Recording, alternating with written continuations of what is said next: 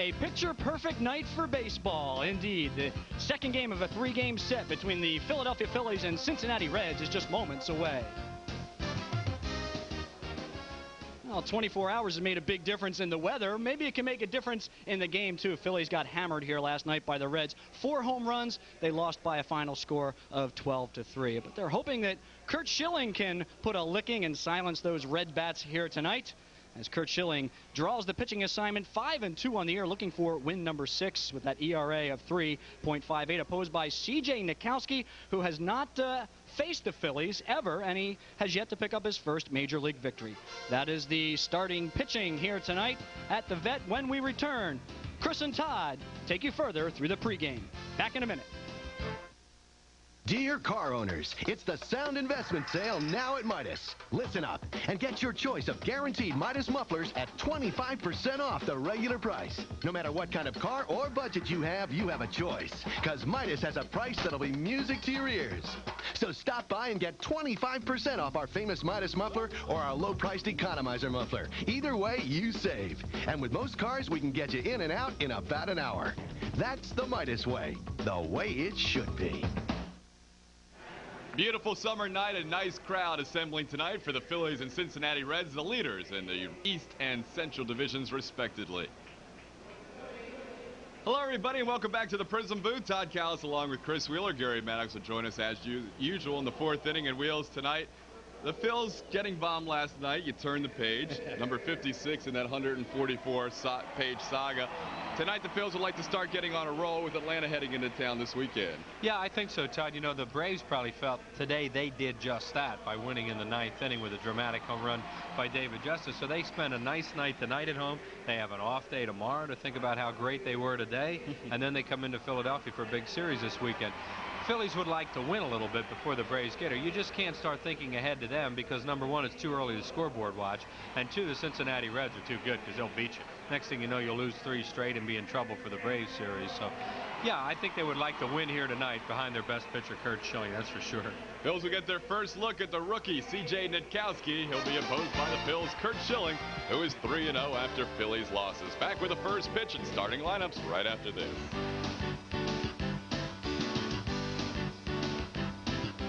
Phillies baseball is brought to you by Bud Light. If you want great taste that won't fill you up and never let you down, make it a Bud Light. The Bell Atlantic Yellow Pages, the Yellow Pages 9 out of 10 people use. The genuine Bell Atlantic Yellow Pages. Mellon PSFS, the official bank of the Phillies, featuring full-service evening and 7-day banking. The Pennsylvania Daily Lottery. Don't forget to play. Proceeds benefit older Pennsylvanians. Texaco Clean System 3 gasolines. Add more to your car. Take it to the star. And by Independence Blue Cross and Pennsylvania Blue Shield. For 57 years, the health insurance company you can lean on. The Bud Light Amateur Beach Challenge. They're lean. They're mean. Oh, they're killing us. Yeah.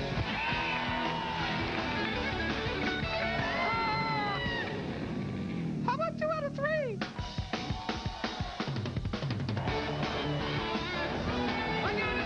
got it. For the great taste that won't fill you up and never let you down. What's wrong with her? Make it a Bud Light.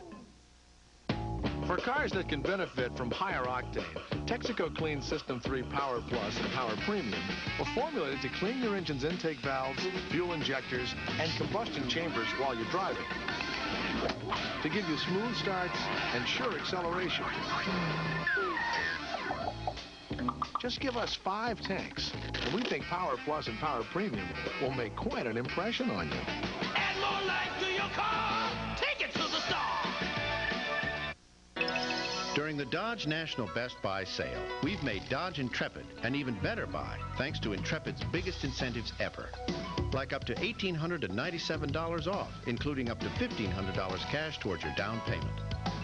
Or select 4.9 financing instead of cash savings. So buy now, and Dodge Intrepid, the car that changed everything, can substantially change your bottom line. See the friendly Dodge dealer near you. Great night tonight from the vet, and let's take a look at the starting lineup for the Cincinnati Reds against the right-hander tonight. Barry Larkin leads off at shortstop, Thomas Howard in center field, Ron Gant the left fielder, Reggie Sanders in right field, Eric Anthony plays at first base, Eddie Taubensee the catcher, Brett Boone the second baseman, Jeff Branson at third, and the rookie C.J. Nitkowski on the mound. For the Phillies tonight, Dave Gallagher will be in left field. Lenny Dykstra center. Jim Eisenreich plays against the left-hander. Hayes, Stocker, Duncan, and Hollins around the horn. Aaron Dalton behind the plate, and on the mound, right-hander Curt Schilling. Curt Schilling in his shortest outing of the year in his last start lasted just 4 1/3 innings in St. Louis, allowed 8 hits and a walk, 6 earned runs, a couple of strikeouts, and he lost that ball game. The Cardinals winning that game 7-1, so Schilling moved his record to 5-2 on the year. Facing the Reds for the second time this year, he pitched 7 shutout innings against Cincinnati at Riverfront earlier in the season and picked up his first win in the process. Barry Larkin to lead things off. He has struggled since that thumb injury. He missed 6 games after being hit by a pitch by Darryl Kyle, and since then, in his last 11 games, he's hitting just .128. See the thumb wrapped up there on the right hand.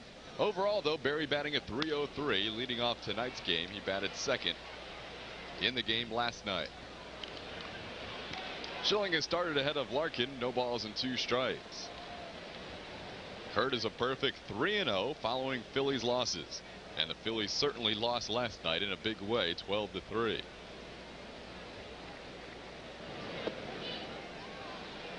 Well, they need Schilling to go out and establish the tempo of the ballgame. And in defense of Mike Mims, even though he didn't pitch real well last night, he kept them in that ballgame. You know, they just let it get away in the middle innings. About the 6th inning to be exact. Larkin stays alive at 1 ball and 2 strikes.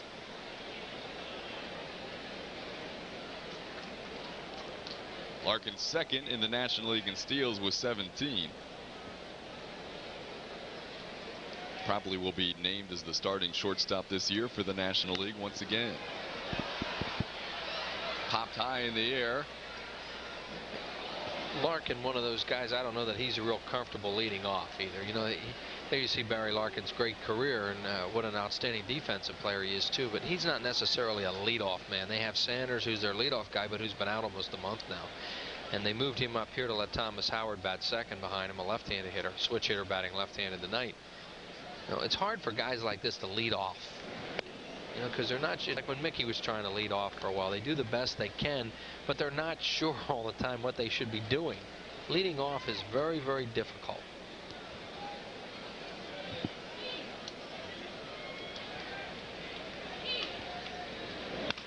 On the ground, hit hard, but on 2 hops, Duncan to his left, and we're underway with a ground out to second. Barry Larkin retired. We have a full crew of umpires tonight. Paul Runge gave it a go last night, but he just was not feeling well enough to continue during the game. He's behind the plate. He's the crew chief. Ed Rapuano at first, Jerry Lane at second, Dana DeMuth over at third. Here's Thomas Howard, switch hitter. Plays against right-handers. Has 58 at-bats on the year, 49 of them coming against righties, just 9 against lefties. He's batting .276 overall.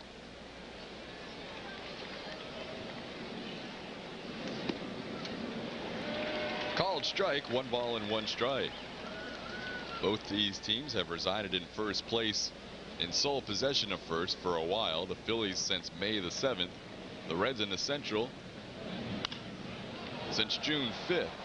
And even though they're just 13-8 since the 5th, they've extended their lead to a full 5 games heading into tonight's play. Reds got off to a terrible start, and then Davey Johnson, as you see him there, and his ball club started to play real well. The Cubs got off to a good start, and it took a while. You gave the numbers, Todd, when it happened. It took a while for them to overtake Chicago.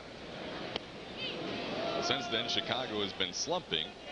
The Astros have moved into second, and both teams chasing the 2 division leaders, winning earlier today. The Braves defeating Montreal in a 9th inning home run by Dave Justice, and the Astros winning their ball game in a shutout. 2-2 pitch, and on the ground to Kevin Stocker. 2 groundouts, 2 away.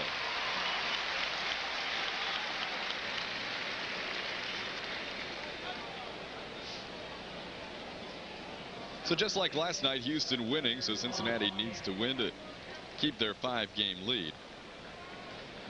But the Astros, they've turned into a run-scoring machine. Yeah. And well, the Bagwell's hitting. Bagwell's hitting. The Cardinals are just awful right now. Would they get shut out again today, right? Mike Hampton shut them out. Ron Gant having an outstanding season. Unfortunately for Gant, he may be involved in a numbers crunch as well when it comes to all-star outfielders. A lot of outfielders having great years this year in the National League. Gant, one of them. 0-1 pitch is over. It's no balls and 2 strikes. See, he's so close to home plate and crowding it so much that he thinks those balls are inside. And they were not inside. Neither one of them were inside. But when you're that close to the plate, that ball, anything that comes in there has to look like it's off the plate to you. That's a strong start by the ace of the staff, Curt Schilling. We head to the bottom half of the first. Phillies turn to bat. The annual Mellon PSFS Fireworks Extravaganza set to music are here again. The first one is Monday, July 3rd after the Braves game at 6:05. The second comes Friday, July 7th after we play the Cubs at 7:35. Call 463-1000. Last Saturday, my wife Lisa and I went shopping. We're not paying any attention. That's when it hit me. What would happen to our family if Lisa weren't around anymore? Well, recently I've been trying to get Dave and Lisa to review their life insurance. We then called Kim. She's our nationwide insurance agent. Lisa now has the life insurance she needs. Sometimes I think about what almost happened. But thanks to Kim, I don't worry about what might happen. Nationwide is on your side. Rediscover the great taste of our famous original recipe chicken with the incredible Mega Meal from KFC. For just $14.99, you get 8 pieces of delicious original recipe chicken, now marinated for more of that same great original recipe taste. Plus large mashed potatoes with gravy, a second large side item of your choice, 6 Kentucky Nuggets, 4 biscuits, and a family-sized double chocolate chip cake. It's everything a meal should be. The KFC Mega Meal, only $14.99. Everybody needs a little KFC.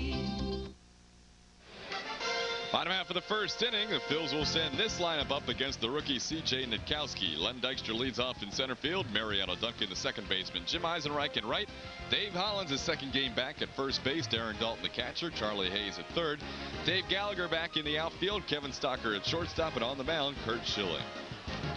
Defensively, Ron Gant in left field, Thomas Howard, the center fielder tonight, and Reggie Sanders in right field. Jeff Branson will play third, Barry Larkin at short, Brett Boone having an outstanding defensive year at second base, and Eric Anthony, our first look at him in a while, at first base. Eddie Talmadge, a left-handed batter, will catch, and on the mound out of St. John's University, C.J. Christopher John Nitkowski. Just 22 years of age, 6'3", 190-pounder. Went to St. John's, as Wheels mentioned. He was the #1 draft pick by the Cincinnati Reds in the June '94 draft. So he's been a professional baseball player for just over a year. Last year at AA Chattanooga, he was 6-3. This year started the year at AA Chattanooga. Was 4-2 in 8 starts. Moved up to AAA Indianapolis on May 17th. And then a month later was making his major league debut for the Cincinnati Reds. Made his debut on June the 3rd against the Cardinals. So he's been a big leaguer for 25 days, making his 4th major league start. Lenny Dykstra, who missed 22 ball games with that back injury, leading off for the Phils. He takes a .255 average to the plate tonight. Nitkowski, from what we've been told, fastball. They call it a knuckle curve, but not like Tyler Green's in that it's slow. It's a looping, slow type of breaking ball. Change up, occasional slider or cut fastball. But the guy has an idea of what he's doing out there. On the inside corner, a called strike. Talking to Mike Arbuckle before the game, the Phillies scouting director, and he said most people in baseball felt Nitkowski would be the first guy to get to the major leagues out of last year's draft, and he almost was. Dustin Hermanson? Dustin Hermanson, #1 for San Diego. Low looper that's going to fall towards Gant, and he makes the basket catch. That ball carried a little bit towards the outfield, and with this weather, you may see some balls flying out tonight. It looks like the wind is blowing out once again. So Dykstra flies out to Gant. One away here in the first. That'll bring up Mariano Duncan. Get well wishes tonight. Their old buddy Twink Patrizio is recovering from an operation. Figured Twink's watching the ball game, so best wishes to him and hope we see him real soon. Also best wishes to Chet Rank of Downingtown, Pennsylvania, watching us on Prism tonight. Mariano Duncan takes a called strike, 0-1. Dunk batting .282, starting his second straight game against a lefty. Reds will throw another lefty at the Phils tomorrow in Pete Shurik. And they announced the rotation for the Atlanta series, and it'll go right, right, left, left as we look at the Lenny Harris there on the Cincinnati bench. Phillies will get Smoltz, Maddox, Glavin, and Avery in that rotation. They will miss Merker, who pitched today. Swing and a miss at the high fastball. Duncan goes down on strikes. First strikeout for Nitkowski. Looked like a high fastball, and Duncan likes to swing at the high fastball. Phillies seeing this guy for the first time, and I'm sure in the scouting reports they said throw him a high fastball if you get ahead in the count. And he did throw it by him. Duncan also will take that ball a lot of times and hammer it. Good hand for Jim Eisenreich. 10 for his last 15. 2 3-hit games and a 4-hit games on the recent road trip. Eisenreich sat out last night's ball game against the lefty John Smiley.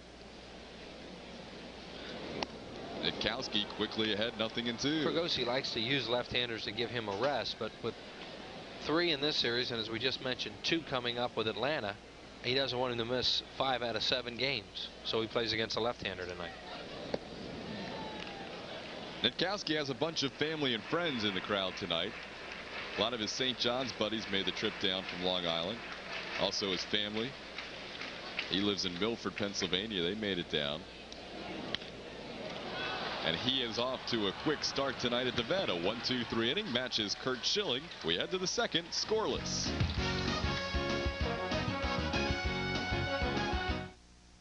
The silver season jumps into July with all kinds of fun for all the family. Friday, July 7th, 7:35, the Phils play the Cubs, followed by the annual Mellon PSFS Fireworks Spectacular. It's the Cubs again Saturday the 8th at 7:05 and Sunday the 9th at 1:35, when fans 14 and under get a dynamic Fightin' Phils t-shirt free.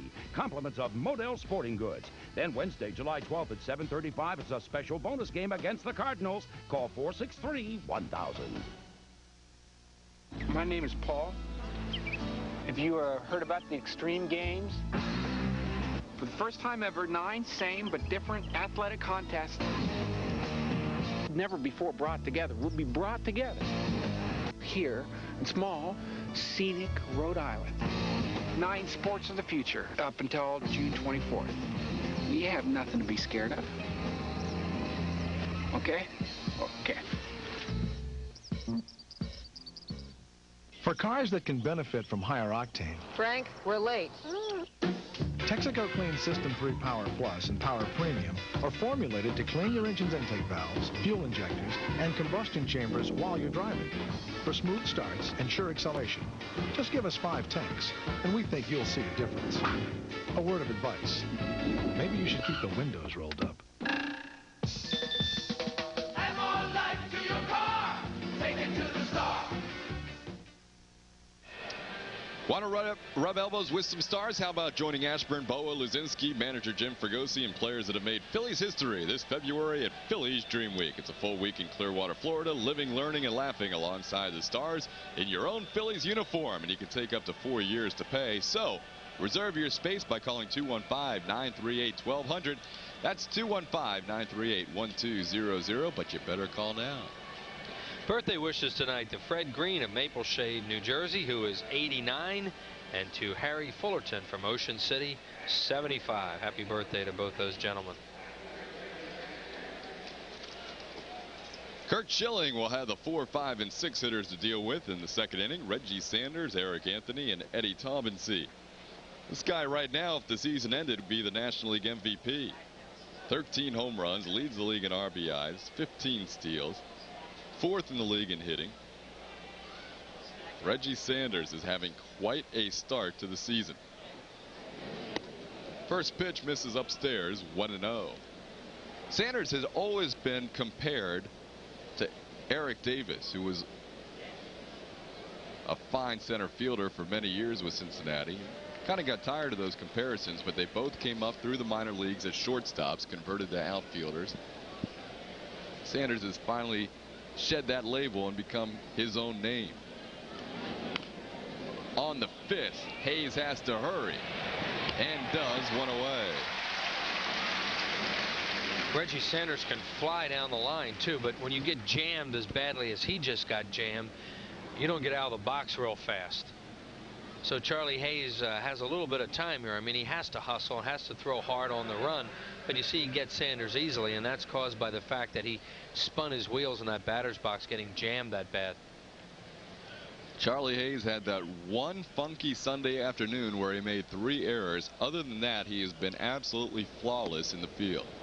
No errors in any of his other 55 ball games. Here's Eric Anthony playing first base tonight. Back in the National League after a stint with the Seattle Mariners. Takes a pitch in the dirt. It's 2-0.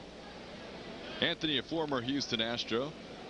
Guy is a low ball hitter, and he can launch some awesome homers. He just has never lived up to the potential that the Astros thought he would. Big cut, fouled away. It's 2-1. He hit one in the upper deck in Houston. I think they said he hit one in the upper deck in Cincinnati the other day. And I'll guarantee you those balls were down on the ground almost when he hit them, because that's where he likes it. 465 feet. His blast in Cincinnati was measured. Well, the Astros just got tired of waiting for him. They got Hampton for him, who's a fine little pitcher, left-handed pitcher who won that ball game today. So that was a good deal for Houston. He was signed as a free agent by the Reds after 1 year in Seattle. Swing and a miss. It's 2 balls and 2 strikes. He's Schilling with the ball up against him. And I'm sure they're going to try and stay away from anything down in that danger zone of his.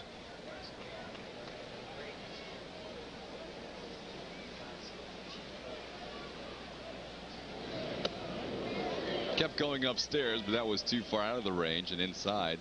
And the count's full on Eric Anthony. Curt Schilling has won all 3 starts after Phillies losses that he has made this year.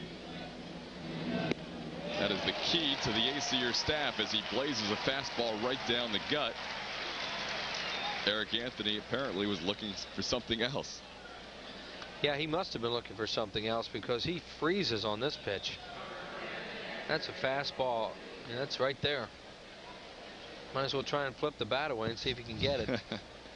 2 outs, nobody on. Schilling's retired the first 5, and here's Eddie Tomlinson. Runge will call a lot of strikes too. If a pitcher shows that he will throw strikes, he's going to call them like that. He will expand the plate a little bit away and call a quick game down there if he has good pitchers working. And Schilling has outstanding control. Only Greg Maddux in the National League has a better walks per 9 inning ratio. Maddux at 0.8 per 9 and Schilling at 1.3 per 9 innings. That's a strike. 1-2. Hey, Tomlinson, give Runge a look because those balls are close. And, you know, he's establishing right now that he's going to call that pitch tonight. And I'm sure that Tomlinson will notice that and have his pitcher try to throw them out there. Schilling's retired the first 6. The last 2 in this inning on strikeouts. We head to the bottom of the 2nd, still scoreless.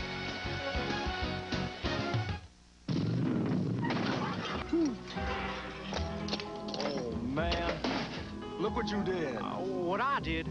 Just who do you think you are, man? Who do you think I am? Easy, fellas. What would he do? Oh, the Yellow Pages? Just any Yellow Pages? The genuine Yellow Pages.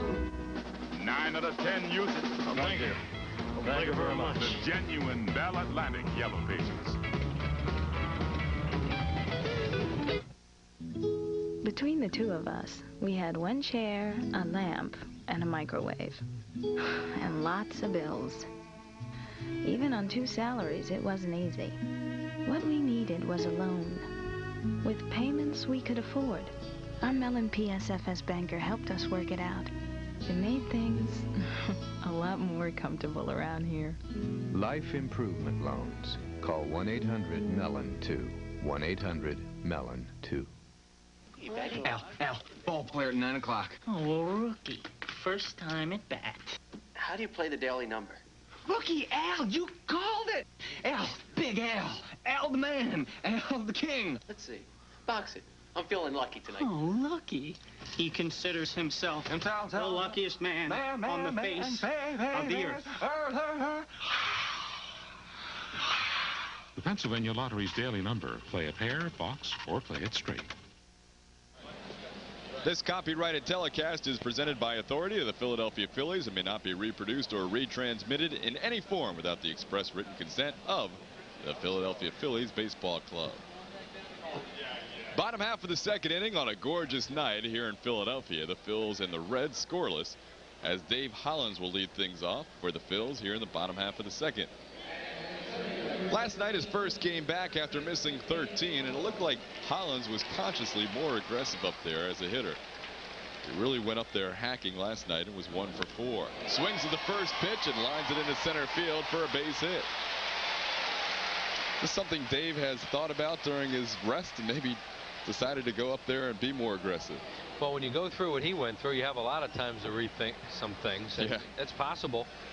You know, he's not necessarily a first ball hitter. He takes a lot of pitches, gets ahead in the count. Possibly. You know, you pointed that out last night, and you could see that he is more aggressive. So he's a leadoff runner for the Phils, the first base runner of the ball game. And here's Darren Dalton. Dalton with an average around 250. There you see it at 247. Tied for the team lead in home runs with 6. 31 RBIs, good for second on the team. And Eddie Taubens, he says, well, you called it on me. Let's see if you're going to call it on the other guy. So he sets up outside. Boom, little off the plate strike. So it's going to be that way all night, it would appear. As long as it's consistent, the players will adjust. High in the air to right center field. Reggie Sanders and Thomas Howard. It's the right fielder Sanders who makes the catch, 1 away. I don't know if they saw that ball. It almost looked as if Thomas Howard didn't see it right away. And Reggie Sanders came a long way for a right fielder because that was definitely the center fielder's ball. Sometimes at twilight like this, they can lose a ball when it goes up.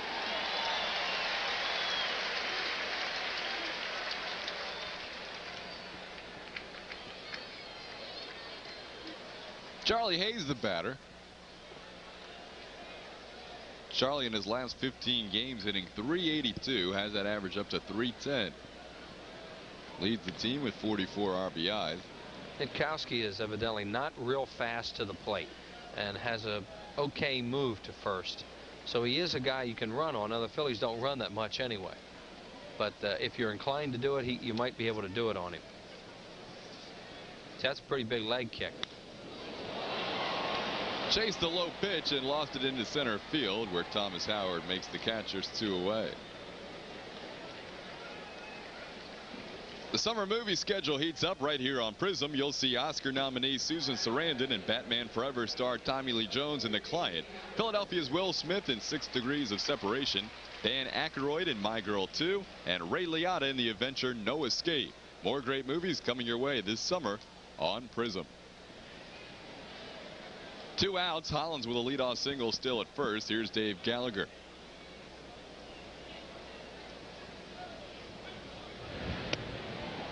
Nitkowski with 8 starts at the Double-A level this year, while the major leaguers were still going through their spring training. He was already 4 starts into his season. Then he made 4 starts at the Triple-A level, and this is his 4th start here in the big leagues. It looks as if he tries to use that leg as a deterrent to runners going, because he does not show much of a move to first, and he kind of dangles that leg and gets it into that area where he doesn't quite go past the rubber, and he doesn't throw that hard anyway, so it probably doesn't affect his pitches that much. Inside corner, 1-1. I think it's a matter of a base runner whether or not you can read that leg kick or not, and then you can run. Now see, he has a pretty high leg kick. He gets it right to the rubber and then comes forward. It's not a balk, but it's deceptive enough that it can confuse a base runner, I think.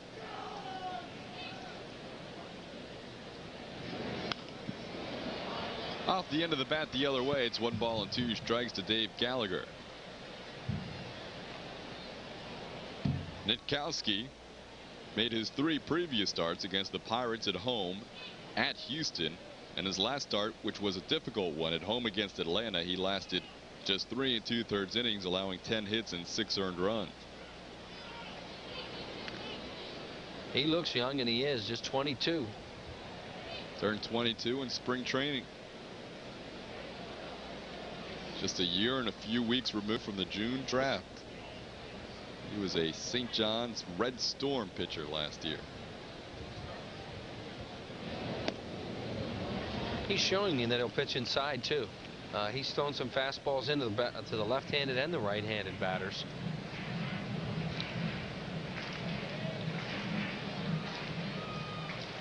Two and two the count to Gallagher. 2 outs. We're in the bottom half of the second inning of a scoreless ball game. Now the count runs full, and with 2 outs, Hollins will get a head start. They're trying to get Eric Anthony's attention to play off, and now he moves off. So Hollins, who is a great base runner anyway, gets a little extra advantage here.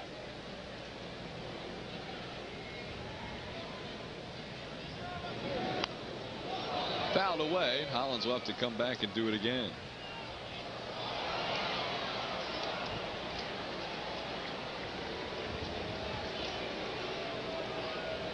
Gallagher playing right field in last night's ball game, shifting over to left field tonight. Tom Marsh getting the evening off. Yeah, he's played all 3 outfield positions for the Phillies and done a good job for them, has Dave Gallagher.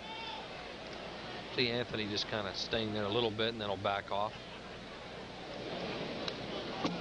Foul back. It's still 3 and 2.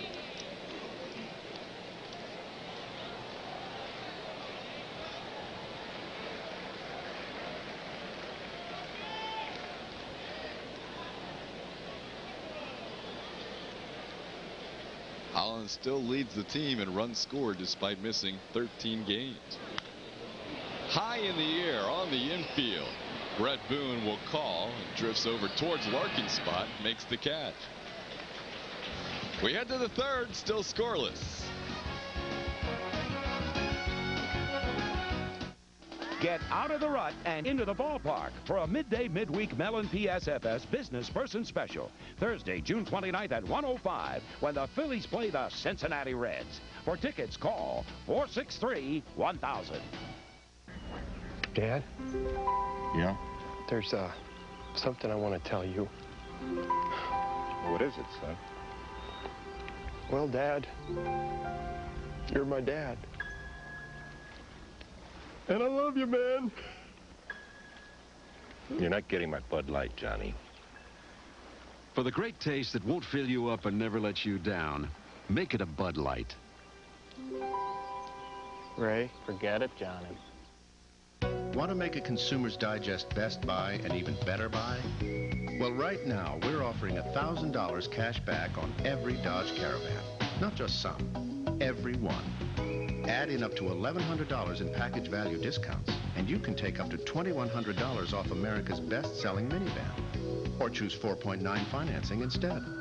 So hurry to the Dodge National Best Buy sale. Right now, current Chrysler Corporation minivan owners get an additional $500 cash back. Emma, seems like we've known each other forever. Yeah, I know. 2 weeks. Will you marry me? 'Cause Emma, I love you, man. Oh, Johnny, you're not getting my Bud Light. For the great taste that won't fill you up and never let you down, Johnny? make it a Bud Light. Jane? It's Joan. Jane, Joan, whatever. I feel like I've known you forever. Third inning baseball. So far, just one base runner through 2 innings. A Dave Hollins leadoff single. Kurt Schilling has been strong, sending down the first 6 he has faced, including 3 strikeouts. And, you know, Schill's a little geared up for this one. Cincinnati Reds first in the Central, coming off a bad outing in St. Louis. He knows his next start will come against the second-place Braves, the team you probably have to get by to win the division. So big night for Schilling as he faces Brett Boone here to start the 3rd inning, and he is getting the plate. 0-1. Coming off his poorest outing of the year, that game in St. Louis, and Schilling has pitched well in almost every game this year. He's had a little problem with a long ball late in the game that he's trying to stay away from. No balls and 2 strikes to Brett Boone. Schilling is 5th in the league in innings pitched, 4th in the league in strikeouts. He's actually moved up to tied for 2nd now. With one more, he's in 2nd behind Hideo Nomo. You can see he's in a 3-way tie with Andy Bennis and John Smoltz. Smoltz will pitch here to start the series on Friday night. Now he's in 2nd place by himself as he strikes out his 4th of the evening, getting Boone. He has struck out 4 the first 7. This is a good pitch from Curt Schilling. A hard fastball away from Brett Boone, and he pulled off it a little bit and then couldn't reach it. And with Runge establishing away as a strike tonight, the pitchers both look like they're very comfortable going in that direction. Breaking ball called strike. This is Jeff Branson hitting .333 over his last 10 ball games, .271 overall. Branson and Mark Lewis splitting duties at third base. Lewis playing against some lefties, and Branson will start against the righties. 1-1 pitch is fouled back to the screen. It's 1 ball and 2 strikes. Happy birthday wishes to Louise Glover and Gwyneth Ray. Belated happy birthday wishes. Employees here at Veterans Stadium celebrating a birthday last night. He has struck out 4 in a row, 5 in the ball game. That looked like a forkball that time, Todd. You know, Curt Schilling likes to use that pitch, and some nights he has a real good one. This is a split finger or forkball, whatever you want to call it. And you see it dive down and away from Branson, who he read fastball all the way on that, and the ball went way down on him.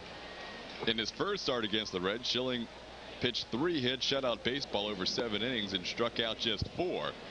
Here he has 5 strikeouts already. We're only in the 3rd. This is a strikeout candidate, 0 for 4 lifetime with 2 strikeouts. Happy birthday tonight to Marie Ott of Levittown, who's 70, and to Ann Smith from Percy, 75. Ball and 2 strikes. Nickowski's buddies were giving him a hard time when he was taking batting practice today. They were screaming, Nickowski can't hit. He goes down looking. 5 strikeouts in a row for Curt Schilling, and he has gone through the first 9 batters in order. We head to the bottom half of the 3rd, still no score. Phillies looking to maintain their 4.5 game lead over Atlanta. To do so, they need a victory tonight because Atlanta was in action earlier today, taking on the Montreal Expos in the battle of the NL East teams. Montreal coming in 9 games behind the Phillies. Atlanta 4.5 games back. It's a nice day down in Atlanta, Georgia, Fulton County Stadium, where Kent Mercker was on the mound for the Atlanta Braves. Pedro Martinez for the Expos, and early on it was Marquise Grissom who turned on that fastball and sent it into left field into the crowd for a 1-0 Braves lead.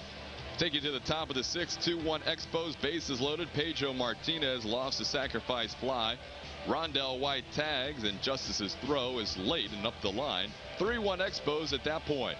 Expos trying to get another run home. The wild pitch gets away. Mercker late covering, but he blocks off Mike Lansing and makes the tag. A nice play by the Braves starter. That kept the game at 3-1 Montreal. That would prove important as Jeff Blauser in the bottom half of the inning came through with a solo home run, his 8th on the year. It was then 3-2 Montreal. Bottom of the 9th. Mel Rojas on for a 2-inning save. He walked Fred McGriff to lead off the inning. Dave Justice at the plate. Rojas had not allowed a home run all year, but Justice turned that around with one big swing of the bat. 4-3 Braves win. Home run over the center field wall. Dave Justice wins the game, as Atlanta will have a couple of nights to think about that, as they now trail the Phillies by 4 games. Atlanta has the night off tomorrow.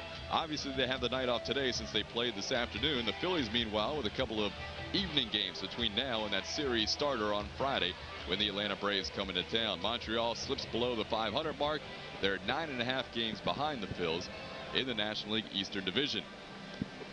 In that game Friday night that will be brought to you right here on Prism, it'll be John Smoltz for Atlanta against Tyler Green for the Phils. We'll also have Saturday's game, Greg Maddux against David West. Exciting baseball throughout this homestand, a 7-game homestand. 5 of them coming your way on Prism. Reaction for both Kevin Stocker and the news that was flashed on the scoreboard that the Philadelphia 76ers got the man they hoped for. North Carolina's Jerry Stackhouse will be wearing a Sixers uniform for John Lucas, as Joe Smith and Antonio McDyess were the first 2 picks, and Philadelphia's Rasheed Wallace went right after his teammate Stackhouse. He went to the Washington Bullets with a 4th overall. Here's Kevin Stocker. He has improved his batting average from 185 to 220. Over the last 12 games, he's batting .325. 1-1 pitch, sliced the other way. It's a ball and 2 strikes. They've had a tough time early on picking up any kind of pattern on Nitkowski, and the reason, Todd, being that he's using both sides of the plate. There's a little girl very, very happy to have that souvenir. You know, he isn't a left-hander that just shows the right-handers the ball away all the time. We start leaning out on him. It looks like he, you know, like most left-handers, he wants to get people out away. But the good ones can establish in a little bit enough to get a little more effective away, and with Runge's plate, it'll help him. That pitch slipped a little bit. The count is full. Reds are very hopeful about this arm. C.J. Nitkowski, just 22 years of age. They've rotated their starting rotation a little bit. Tim Pugh is back in the rotation. Kevin Jarvis has been sent to the bullpen after struggling in his last few starts. Nitkowski is part of the rotation. Saw John Smiley. Jose Rio, as long as his elbow holds up, will be part of the rotation. That is the key for this man getting to the playoffs and further. It's keeping 5 healthy starters. A.B. Johnson, a very, very solid baseball guy. And when he was here, for the brief time he was in Philadelphia, he really contributed as an extra man and a good guy in the clubhouse. Davey could hit with some power, and did a great job with the Mets in 1986. Some of those late 70s teams had the veteran deep bench that you see on this team this year. Stocker hung tough in the at-bat, but he finally goes down swinging. So Nitkowski has retired 4 straight and has 2 strikeouts. So far, an impressive first couple of innings. That's just a fastball, and he threw it by him. I mean, he's not supposed to have any kind of overpowering fastball from the reports on him. He looks like he's a little sneaky, if anything. Here's Kurt Schilling. Grounds one to Brett Boone, playing it perfectly, 2 away. And Brett Boone's turned into an automatic right turn for hitters. Saturday, July the 22nd, a 7:05 game against the Cardinals. Plan to celebrate the upcoming Hall of Fame induction of Richie Ashburn. There will be a special pregame ceremony to honor one of Philadelphia's favorites.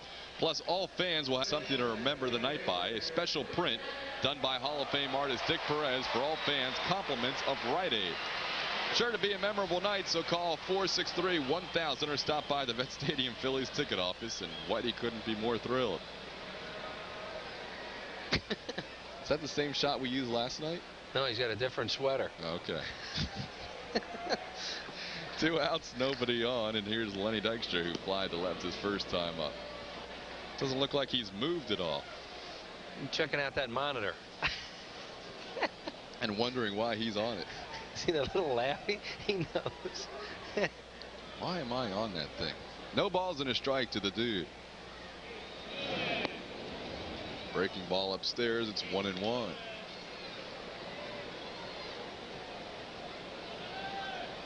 I guess it's still a little ways away before we see the Lenny Dykstra comfortable at the plate like he was last year. Well, you hope you see it. You know, because of his physical condition, it's hard to say. Back is a very tenuous area. You never know what's going to happen. Yeah, his back's bothering him, and the manager has a real bad back. I mean, Fregosi is in tremendous pain right now. It's happened to him a couple times, and he's back to having a very sore back again. Is it safe to say he won't be making any trips out to the mound? He's looking for a CG. Deep to right field, but not deep enough. Reggie Sanders waits, squeezes, and that'll do it for the Phillies. So a 1-2-3 inning for C.J. Nitkowski. Gary Maddox will join Chris Wheeler in the 4th. No score. Head Heads up for all kids 14 and under. Get a new style relaxed fit cotton cap in black with branded logo. Compliments of Connects when the Phillies play the Cardinals Sunday, July 23rd at 1:35. Great cap, great show. Call 463-1000. Thomas Mullen? Yeah. I just want to be sure that you understand your Dutch tulips are right on the street luge course. Luge course? Yeah. People are racing downhill. Aluminum boards, wheels. Getting up to 70 miles an hour, pulling upwards of 6 Gs. Is that a lot? Oh, yeah. That ought to hold her.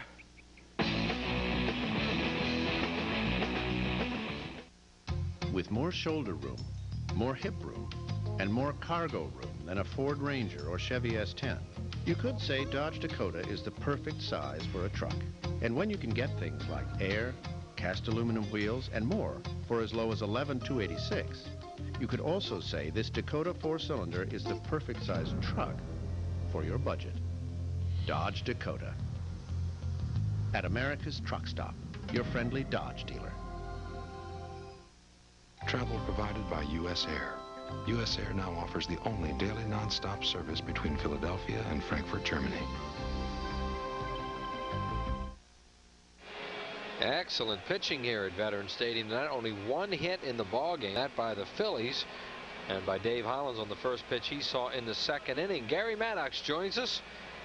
And it looks a little bit like Paul Runge right out of the chute. So, all right, we're going to have a little bit bigger plate here tonight. Swing the bat, guys, and the pitchers are taking advantage of it. As usual, you were right on top of that, and that's exactly right. I think this is the earliest I've been on since I've been doing these games. He has his wide in the strike zone, so the guys are going up there. They know that now, and they're hacking. Curt Schilling has only struck out 6 thus far through the first 9, and he struck out 6 of the last 7 batters he's faced, including the side in the 3rd inning. So 9 up and 9 down to the top of the 4th, and Barry Larkin in the leadoff spot tonight, followed by Thomas Howard and then to Ron Gant. And there's strike 1 call. Well, I tell you, very rarely do you see a power pitcher like Curt Schilling with that kind of control. I mean, he can put the ball right where he wants it. Goes back out there with a slider and misses 1-1. Schilling with a fastball, breaking ball, forkball. Throwing a lot of fastballs for strikes tonight.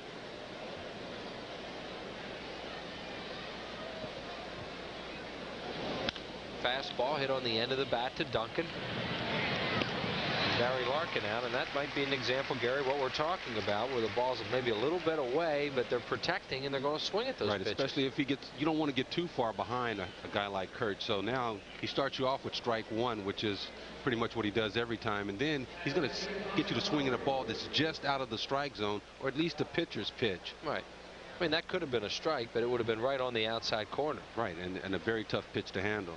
Barry Larkin not happy with that at bat as he's grounded to Duncan twice. First time up he hit it hard to Mariano, that time off the end of the bat. Thomas Howard grounded out to Stocker his first time up. I mean, we saw Barry Larkin sitting there. It's amazing how angry you can get after one at bat.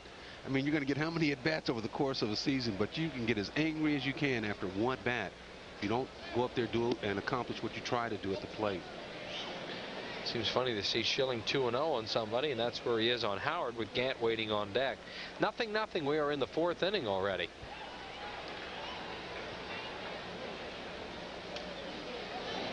Fastball high and outside, ball 3, 3-0.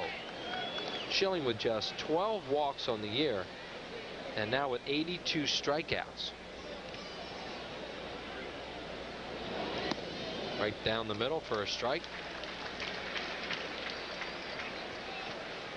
3 balls and 1 strike on the switch hitter Thomas Howard. Also played for Cleveland, San Diego. Swing and a miss, 3-2. I mean, 3-1, challenged him with the fastball. He didn't challenge him right down the middle. He got the outside part of the play on that.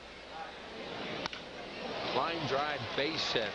Got that one up and out over the plate, and Thomas Howard is the first base runner tonight for the Cincinnati Reds, and that's the first ball that's been hit to the outfield. Well, that's a good piece of base hitting right there, because you'll see the pitch, and he's very tough upstairs, but you see the ball up and away, and he doesn't try and do too much with it. A bad pitch, but he just goes to left field, just lays it in there. That's Dave Gallagher out in left field for the Phillies tonight. So Thomas Howard on. Not necessarily a base stealing threat, even though the Reds lead the league in steals. He's stolen 1 base in 1 attempt. Gant takes it outside. He struck out his first time up. Gant was one of those Atlanta Braves when Schilling pitched that playoff game here, League Championship Series game number 1, when he struck out the first 5 batters, and Gant was one of them.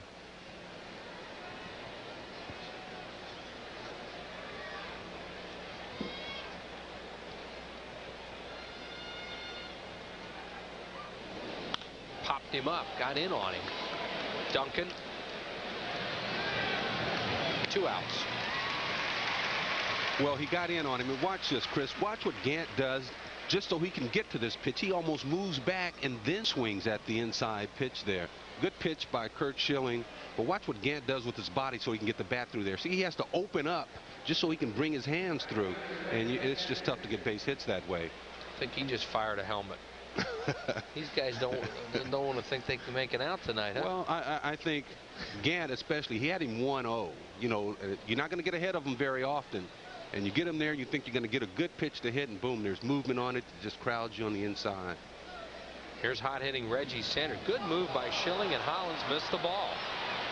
Howard will go to second. He's going to keep on going. Here's the throw to third, and it's backed up, maybe. Gallagher can't get it, and he's going to score. Unbelievable. Well, you could see that coming because Schilling was a little late getting over there, and that's going to be an error on Hollins to begin with. Maybe 2. Then a throwing error on Hollins as well. But, you know, Curt Schilling throws a heavy ball, Chris, and that ball got to Hollins a lot quicker than expected, and it was a lot heavier. It just kind of went through his glove. You'll see a quick, hard throw, and he just sees it eats him up. He goes chasing it down the line. And Howard just keeps going. They had a good shot at him at third base. A strong throw, accurate throw would have had him. Yeah, they'll give him 2 errors. And you see Schilling was a little late getting over there, and then Gallagher came in to try and back up, and he fell. Right. Schilling thought, he didn't think that Howard was going to go to third base, so that's why he was late getting over there. Then when he finally did get there, the angle that he had to be at, he didn't have time to get all the way over. Well, that's really a shame. I mean, that's a double error and a real cheap run the Phillies give up there. Count, meanwhile, on Sanders is 0-1. And strike 2 called, 0-2. The ball hit the cutout, too, on Charlie Hayes when he went to backhand it. So he wasn't able to control it. He was trying to catch and come down with a quick tag. Yeah, the throw was way off to Charlie's right, so he tried to, you know, reach back for it. Struck him out. Strange inning. 1 run, 1 hit, 2 errors, and nobody left on base. Reds pick up an unearned run, 1-0. How can you top a 4-game series against the Braves? With a spectacular fireworks show. It's big-time showdown showtime. The Atlanta Braves come in for 4. Friday, June 30th, 7:35. Saturday, July 1st at 7:05. Sunday, July 2nd at 1:35. And Monday, July 3rd at 6:05, followed by the annual Mellon PSFS Aerial Spectacular choreographed to music. It takes something really spectacular to top off a 4-game set with the Braves. And you've got it. Call 463-1000. As a former teacher, I wanted to find out why Norristown School District employees switched their health coverage and chose to go all blue with personal choice. Freedom. That's what I demand when choosing my doctor or seeing a specialist. Personal choice makes us feel secure and appreciated. I deal with the best doctors and hospitals. With personal choice, I don't have to settle for anything less. Ask your employer about switching to personal choice. Freedom, quality, and affordability you can lean on. For cars that can benefit from higher octane, Texaco Clean System 3 Power Plus and Power Premium were formulated to clean your engine's intake valves, fuel injectors, and combustion chambers while you're driving. To give you smooth starts and sure acceleration. Just give us 5 tanks, and we think Power Plus and Power Premium will make quite an impression on you. Add more life to your car. Take it to the star.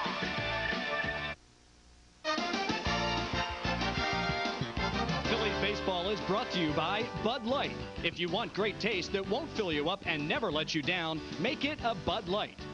Bell Atlantic Mobile. The mobile phone is only as good as the system it's on. Choose Bell Atlantic Mobile. your quality plus Ford dealers, home of 5 of the top 10 selling cars and trucks. And by your nationwide insurance dealers. Your nationwide representative in Newtown is Paul Wayner. An unearned run on the board for the Cincinnati Reds in the top of the 4th inning. Phillies bat in the bottom of the 4th. And there you see the totals. Great pitching so far by both Schilling and Nitkowski. Reds have had 1 base runner, and he scored. Duncan takes it low, ball 1. He struck out on a high fastball his first time up. Duncan, Eisenreich, and Hollins here in the 4th inning to face the rookie left-hander. Outside 2-0. Nitkowski's new to the league, but you can tell right away just from his delivery he's a dart thrower. And look at his follow-through. Look how nice and easy his whole follow-through is, and he stands there in perfect form, not overexerting himself, doesn't fall to the right like most left-handers will do. What's a dart thrower? It's a guy that's going to just try and go for the corners. It keeps you off balance, in, out, up, down, not overpowering. 3 balls and no strikes to Duncan. Could it be? Strike. He still has not walked yet this year. Right. A dart thrower can throw the ball. That's the one thing he can do is throw strikes. Doesn't have a whole lot on it. Doesn't try and overthrow it, so he can get the ball just about where he wants it. Up the middle and through for a base hit. Mariano Duncan. And keep kidding about it that some night he's going to walk, but that time he looked like he swung at ball 4 and still got a hit. Well, see, that's the dart thrower's ultimate nightmare is when he has to throw a strike. You know, he usually stays ahead in the count, but now he's behind 3-1. Look, he has to come fat to Duncan right down the middle. Duncan could have done anything with that ball, but he just tried to hit it right back up the middle, and that's exactly what he did for a base hit. Mariano Duncan, the former Cincinnati Red, with that hard single up the middle. Second hit for the Phillies. Here's Eisenreich. Ground ball hit hard at Larkin. He'll go for 2. Quick pivot by Brett Boone, but not in time. Not necessarily a double play ball. Well, it was hit pretty hard. Eisenreich got out of there pretty good. But Larkin, he was kind of tied up a little bit. Gave ground a little bit and then got a throw over there late to Boone, and he couldn't. The timing just wasn't there. Yeah, that ball, either he backed up or it made him back up. So Eisenreich safe on the fielder's choice, and Hollins the batter, who singled to center his first time up.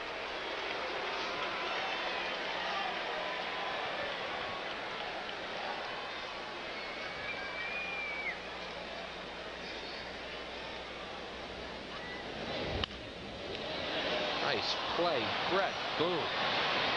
Wow.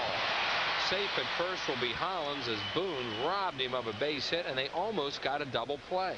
Yeah, Hollins got down the line very well there. Boone going far to his left, turns and fires. Low throw to Larkin, and he does a good job to hold on to it. Here it is. Low slider. Hollins tries to go the other way. Look at Boone go there. Starts a double play, but it's low. Larkin, a good play to still try and throw it. Just kind of draws Anthony off the bag. You know, I think Anthony was pretty much expecting it to be at a certain place, and when it wasn't, he had to stretch it to the last second. I think he should have had that ball. So Hollins on the fielder's choice. 2 outs for Dalton, who hit a fly ball to right his first time up. Right fielder Reggie Sanders is playing him extremely deep. As a dead pull hitter in right field. Look where the right fielder is. And also Boone, of course, with 2 outs, can afford to play back there. Well, when you see those highlight films, you see guys go up over the walls. That's where they start from, right there.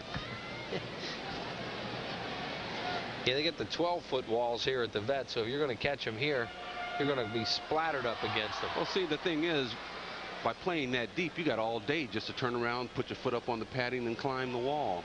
But most of the balls are going to be hit in front of you. I know with 2 outs, that's the reason he's back there, but I think that's a little too deep. Right at Anthony. Steps on the bag. Phillies are gone in the 4th. No runs. They pick up a hit, no errors, and leave 1. 1-0 Reds through 4. Here's a look at this week's Mellon PSFS Financial Scoreboard, featuring our best loan rates. Call 1-800-MELLON-2. Mellon PSFS, the official bank of the Phillies. At Dorney Park and Wildwater Kingdom, you can see Berenstain Bear Country, the rides, the slides, and a 95 Ford Windstar from your Quality Plus Ford dealers. You mean the roomy Ford Windstar? Windstar has the most room of any minivan. No, Windstar has $1,000 cash back. $1,000 cash back. While we're at Dorney Park, Mom and Dad can check out the new Ford. Or test drive a Windstar and get a family pack, including 2 free adult tickets to Dorney Park and Wildwater Kingdom. See your Quality Plus Ford dealer for all details. Dad? Yeah? There's something I want to tell you. What is it, son? Well, Dad, you're my dad. And I love you, man. You're not getting my Bud Light, Johnny. For the great taste that won't fill you up and never let you down, make it a Bud Light. Ray, forget it, Johnny.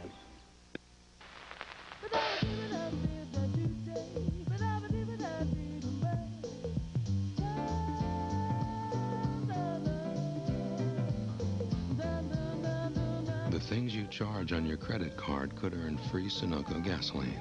The Sunoco MasterCard with no annual fee. Your credit card purchases fuel the economy. It's time they fueled your car. For the card named Best of Its Kind by Money Magazine, call 1-800-4SUNOCO. Here's a double error by Dave Hollins that led to Cincinnati's run. You see the pickoff from Schilling almost just gets there too quickly for Hollins. He's late, and then the race is on. Hollins goes after, but Lewis has taken off. Howard has taken off around the bases there. You'll see Hollins pick the ball up. And look at his throw. It's going to be wide to Charlie Hayes over there. He tries to catch it and make the throw. It just eats him up. And then it looks like they would have had the runner hold at third, except for Gallagher goes down. And then he's able to just walk home. Fly ball to left field off the bat of Eric Anthony. Dave Gallagher makes the play. Yeah, that's one of those ones, unfortunately, that they'll show on all those blooper reels with guys falling down all over the place. Yeah, just back from stay on the DL. Hollins is having some problems tonight. I mean, it was his hustle going after that ball that even allowed him to have a shot at third base to make 2 errors. Exactly. And then, you know, and we said it, and we both said it, that Charlie Hayes reached to try and catch it and the tag at the same time, and that's when it got away. Here's the ball to left again, and Gallagher. Boy, oh boy, is this game flying. 2 down. 2 shots at Fireworks Monday, July 3rd with Atlanta at 6:05, and then the Cubs will be here on Friday, July 7th, 7:35. Plenty of tickets remain for those Fireworks games, so if you've never seen one of those displays down here, it's the best in the area. Call 215-463-1000. Those fireworks are put to music, compliments of Mellon PSFS. 1-0 Cincinnati in the 5th. Brett Boone, a strikeout victim. 2 outs, nobody on base on a couple of fly balls to Gallagher. Ooh. There's another reason why this game is flying. That ball's way outside there. That's a tough pitch to hit. That's 2 balls that have been away. Now watch him try and just come inside to Boone. Didn't get it there. He tried to and didn't get it there. Right. Back through the middle, base hit. The idea was to do just what Gary said, only left it out over the plate, and Brett gets a base hit to center field.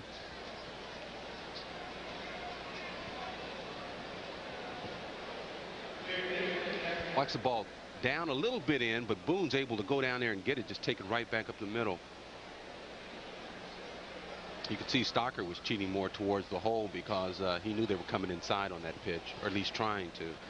Jeff Branson, the batter. He is the third baseman tonight. Left-handed batter with a pronounced open stance. Struck out his first time up. And this pitch sails high and inside, ball 1. 1 run, 2 hits, no errors for the Reds. No runs, 2 hits, 2 errors for the Phillies here in the 5th inning, game 2 of this 3-game series, with the Central Division leading Cincinnati Reds at 35-21.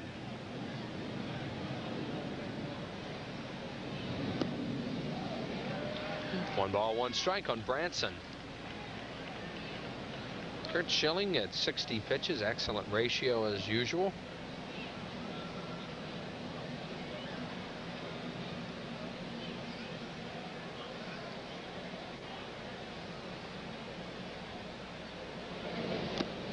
Foul tip held on to by Dalton, 1-2. Branson playing third base tonight. Last night it was Lewis, who played third base.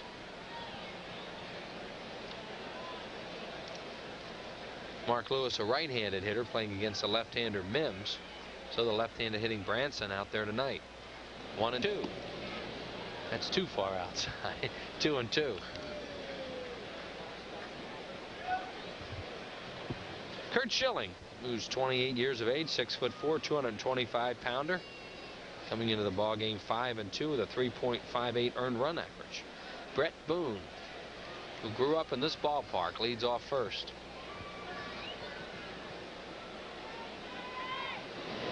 Branson hits it hard in the hole to left, the base hit. But Branson does his job as the 8-hole hitter. He gets a pitcher out of the way. 2 on and 2 outs, and that'll bring up Nitkowski. Back-to-back singles by the Reds. They now have 3 hits.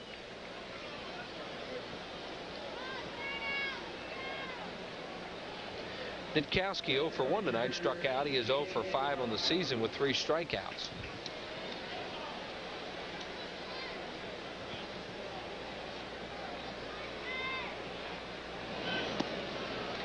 You can tell this is going to be good morning, good afternoon, and good night. That's what it was first time up. Nitkowski pitching a shutout at this point. Schilling giving up 1 unearned run, 1-0 ball game. 1-1. Runge very deliberate. He umpires down there on that one knee. Yeah, it takes about 5 seconds to make the call. They don't give you, that's 2. He gives you that hand comes out first, and then he goes 1 or 2.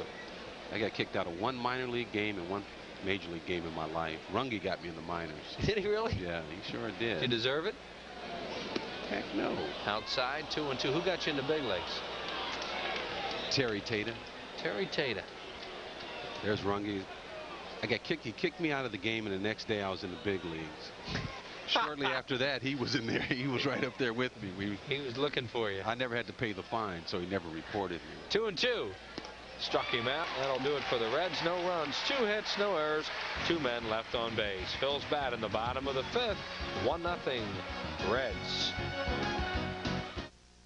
The all-wheel drive Subaru Legacy can make driving in the most difficult conditions look easy. And right now, during Subaru Save on Safety Days, we've made the financing easy too, with 3 great offers on every new Legacy in stock. Choose from up to $1,250 cash back on purchases, 1.9% APR, or a $199 a month lease. It's just that easy. So see your Subaru dealer today. Because the Subaru Save on Safety Days tent event ends soon. Back when I was a high school teacher and coach, we had traditional health coverage, but the 90s have changed everything. So we're here at the Norristown schools to see how the teachers and employees feel about going all blue with personal choice. Freedom. That's what personal choice means to me. I'm not locked into one doctor, and I don't need anyone's permission to see a specialist. It's flexible like traditional coverage and affordable like an HMO. It's like having your cake and eating it too. Being a nurse, I know about quality doctors and hospitals, and that's what we get with personal choice. I have a toddler at home, so I appreciate the plan's $5 office visits. Wellness programs from Personal Choice help keep my family in shape. I'd be lost without my easy-to-use prescription plan. Personally, I can do without the cleaning forms. I've got enough paperwork in my life. Personal choice makes us feel secure and appreciate it. Ask your employer about switching to Personal Choice. Freedom, quality, and affordability you can lean on. Baseball cap day when the St. Louis Cardinals are in town on Sunday, July the 23rd. This is a sharp new item for all fans 14 and under. A super soft baseball cap, black with a hot branded logo on the front. Compliments of Canex. That's Connex, right? Connex. Make sure you don't miss out on a great item. That's compliments of Connex. Look at these guys out here. They're just taking their time between innings. This game's moving right along for them. And it's time to go back to work, fellas. Hey, call 463-1000 or stop by any one of the many local Ticketmaster outlets. That's baseball cap, Sunday, July 23rd, 1:35. Phillies and the Cardinals. Compliments of Connex. Connex, you sure of that? That's it. Maybe we'll get one of those English majors, too. Sure as I can be after getting nailed with a drop-in cold for the first time. Charlie Hayes takes a changeup outside, ball one. He flied out to center his first time out. Up, it'll be Hayes, Gallagher, Stocker, and then Schilling. Swing and a miss by Hayes. Looks like these guys are a little bit anxious against this left-hander, too, who, as you say, is a little bit of a dart thrower. He is. He's definitely keeping them off balance, choosing the spots and the location to throw that fastball. See there, he kind of turns that over a little bit after coming with the fastball. That ball looked like it never gets there. Yeah, that's his changeup. It's 1-2. Nitkowski so far has given up 2 singles, one to Hollins and one to Duncan, and that's it. Reds have 3 hits and an unearned run. Tries it again and misses outside. 2-2. You almost have to think away on that pitch and hit it to right field. Reminds me of Shane Raleigh for some reason. You know, I don't know why. That's what I thought. Shane Raleigh. Struck him out. There was a fastball after all those changeups, and Charlie turns to Runge and wants to know if it was a strike. You know, he swings over it, but it's not right down the middle. It's in a little bit. Watch it. He change-ups away, fastball away, and then he comes inside, and you see Charlie swing, boom, right through it, it looks like. Look at his head. Got to be looking at that ball. Gallagher hit a pop-up to second his first time up. Breaking ball gets it over, so he's showing breaking ball and changeup along with a fastball that he spotted well tonight and kept down in the strike zone. His breaking ball comes into the right-handers. His changeup just kind of fades away from him a little bit, so you can't commit either way. That's what I mean by keeping you off balance. He'll get you looking one way and throw the other pitch. Throws in a pretty good downward plane, too, because the ball stays down. Look at that. I mean, he never got the bat off his shoulder because that's not what he was looking for. Again, it was a fastball right down the middle. That's right. Nitkowski doing well on his pitch total, only 53 to this point in the 5th inning. But you'll see Gallagher now with 2 strikes, shorten up a little bit and try and put the ball in play. Goes away and misses. 2-2. We are in the bottom of the 5th. You see it's 1-0 Reds.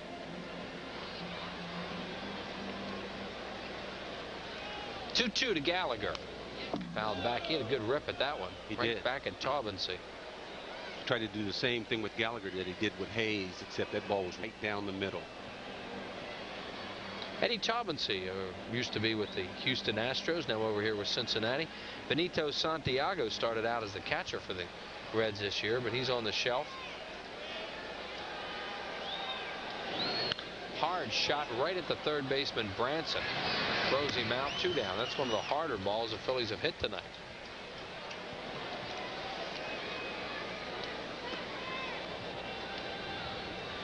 Friday night at 10:30, singer-songwriter London Wainwright III hosts 30 minutes of musical fun on London and Company. It's a new edition of a great music show imported directly from Great Britain for your entertainment pleasure. This Friday night, only on Prism. Loudon and Company, LTD. Be sure and tune in for that. Stocker, fly ball to center on the first pitch. And another rapid 1-2-3 inning for C.J. Nitkowski. No runs, no hits, no errors. Nobody left on base. We are through 5 already. 1-0 Reds. The silver season jumps into July with all kinds of fun for all the family. Friday, July 7th, 7:35, the Phils play the Cubs, followed by the annual Mellon PSFS Fireworks Spectacular. It's the Cubs again Saturday the 8th at 7:05 and Sunday the 9th at 1:35 when fans 14 and under get a dynamic Fightin' Phils t-shirt free. Compliments of Model Sporting Goods. Then Wednesday, July 12th at 7:35, it's a special bonus game against the Cardinals. Call 463-1000. Emma, seems like we've known each other forever. Yeah, I know. 2 weeks. Will you marry me? 'Cause Emma, I love you, man. Oh, Johnny, you're not getting my Bud Light. For the great taste that won't fill you up and never let you down. Johnny? Make it a Bud Light. Jane? It's Joan. Jane, Joan, whatever. I feel like I've known you forever. For cars that can benefit from higher octane, Texaco Clean System 3 Power Plus and Power Premium were formulated to clean your engine's intake valves, fuel injectors, and combustion chambers while you're driving. To give you smooth starts and sure acceleration. Just give us 5 tanks, and we think Power Plus and Power Premium will make quite an impression on you. Add more life to your car. Take it to the star. True or false? Drinking alcohol will keep you warm. False. Drinking alcohol may make you feel warm because it causes blood to rush to your skin surface, but it actually causes your blood vessels to dilate and makes you lose heat faster. Good ball game, rapidly played. Top of the 6th inning coming up. Reds leading at 1-0 gives us a chance to say happy birthday tonight to Kay Miller in Palermo, New Jersey. She is the wife of our former accounting department employee here at the ballpark, Ross Miller, who was at the Phillies for a long, long time. In fact, he was even here back in the days when Gary Maddox was a player. Great, Chris. I don't understand it tonight. See, Larry Rosen takes off, and everybody seems to be coming down pretty hard on me. There you see Schilling. Well, that is just outstanding. Only 3 walks, along with 37 strikeouts and 33 in the 3rd inning. That's great control, Gary. That is, and that's great power pitching as well. Those 37 strikeouts. I mean, when you go up against the team and you find out who's pitching, that's the first thing you check is how many does he strike out, because you say, well, if he strikes out a lot, I'm going to have trouble putting the ball in play off this guy. But if he doesn't, maybe I'll feel a little bit more comfortable. But 8 of them tonight for Schilling for a total of 84, second in the league to that Hideo Nomo, who's been tearing up the league for the Dodgers.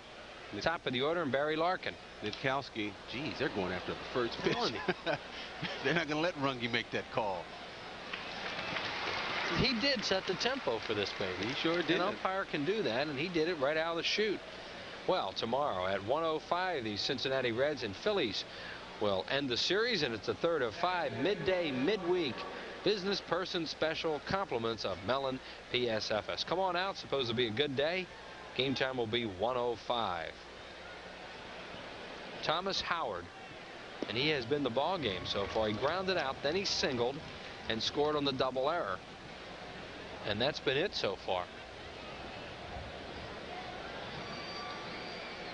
Dave Hollins was the player charged with that double error. Yeah, He'd like nothing more than to atone for that later on. You're talking about how tough Schilling is. I mean, wow. That's a P on 1 hop. He's hit 2 balls to left now, and hard has Thomas Howard. He has. I mean, 2 of the 3 of the 4 hits have gone to left field. 2 by Howard, 1 by Boone was up the middle, and here it is. You're going to see right here, fastball again up. Not try to do too much with it. I was about to say, Chris, when you face a guy like Curt Schilling, you're saying, boy, I'm in for a rough day. Now you face a guy like Nitkowski, you're saying, this guy has good stuff, but I'm going to feel comfortable going up there. I think I'll take my chances and I'll get my knocks.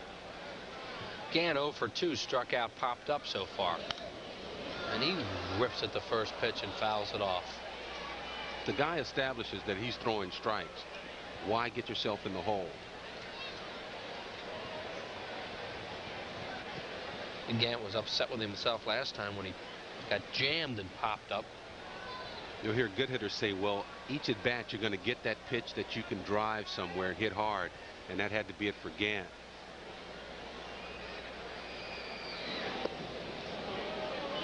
You go along with that theory that you hear sometimes that you're going to get 1 pitch to hit in most at bats? I just said that. No, well, I mean, you believe that, though. I don't know anything about it. Yeah, because I mean, I've heard that too, what you just said, and I've always wondered, really? Yeah, all I knew is I was going up there hacking. Because sometimes guys are dealing, and you're not going to get that 1 pitch. 2 and 1. But you're thinking that he's going to have to throw you strikes. Yeah. If you make him throw you strikes, there's the ball in the strike zone are, good pitches to hit.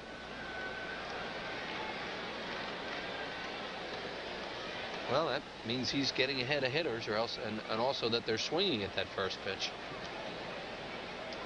2 and 1 to Gant. Right on top of that play with that new open stance he's employing. Popped him up again. Foul first base side, carrying towards the crowd. Hollins and Dalton over, and it'll hit on the dugout and go out of play. Right on top of the Phillies dugout. I tell you what makes Curt Schilling so tough amongst other things, besides having a great arm, is, you know, he falls towards first base and gets a lot of movement on his pitches. You know, when he falls towards first base, you'll see him, the ball will run into hitters, or he'll cut it and it'll go away.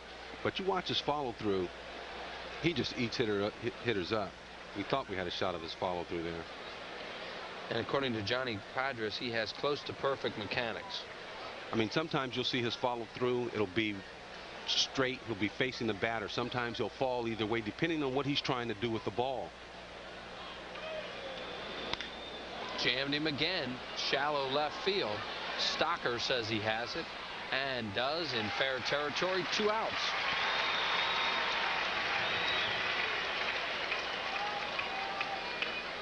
It looks like the right-hander tonight, Schilling, wants to get the ball in on Ron Gant. Yeah, well, see, the thing is, when you're up there hitting, you say, well, doesn't he know he's going to throw the ball inside? Well, it looks like it's straight, and then look at it run in there. By the time you get ready to swing the bat, the ball's inside on you, and you really have to bring your hands in and just trying to wave the bat through the strike zone.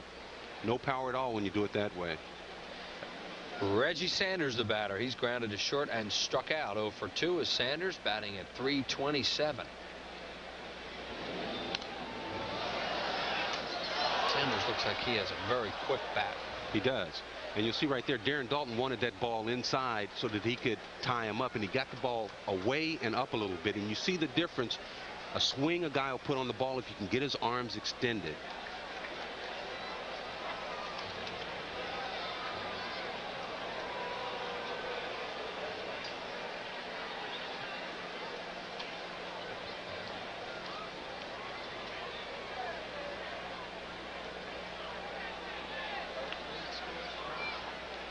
Schilling and Daulton look like they're having a little trouble getting together on a pitch, so time is called for one of the few times tonight.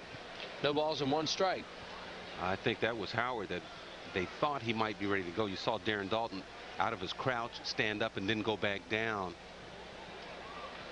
Howard, as we mentioned, has 1 stolen base in 1 attempt this year.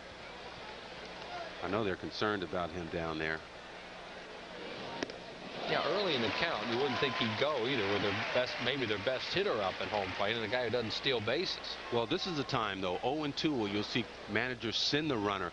In a way, you want to give, if he's thrown out, you're going to give Sanders a new count to hit with where he might have a chance of getting ahead. So you played, there's Davey Johnson. You played for a manager who did that a lot, Danny Ozark. Howard with a decent lead. He goes. And it's strike 3 called. Ron Gant is out of there. Or Sanders is out of there. And that'll do it in the inning. No runs, 1 hit. No errors. And 1 man left on base. Curt Schilling pitching great baseball, but still trailing 1-0. And we're going to stay right here and give you the Major League scoreboard, complete with some highlights from the Detroit-New York Yankee game today. Yankees had won 6 in a row as Buck Showalter has a little phone conversation. Top of the 2nd, a couple men on base. John Flaherty knocks in 2, and the Detroit Tigers, who are in 2nd place in the American League East, lead 2-0. 2 batters later, here's Chad Curtis with a base hit. Now it's 3-0 Detroit. Then Lou Whitaker with a sacrifice fly. 4-0. Travis Fryman a base hit. Chad Curtis will score on this one, and the Tigers build up a 5-0 lead. And Buck Showalter not happy with that so far. Top of the 3rd inning, Tigers leading 5-0. This guy's from Philadelphia, Bob Higginson, big Temple University star. He crushes one into the upper deck, and the Tigers will go on to win that one by a score of 8-4 and end the Yankees' 6-game winning streak. Bob Higginson, 9 homers on the year. Congratulations to him. Jack McDowell rocked around in that one. Chicago 4, Minnesota 3, a final earlier. Jason Beret won that one, and Rob Dibble his first save for the White Sox. Baltimore 4, Milwaukee 2. Mike Mussina now is 1-7. Harold Baines hit number 8.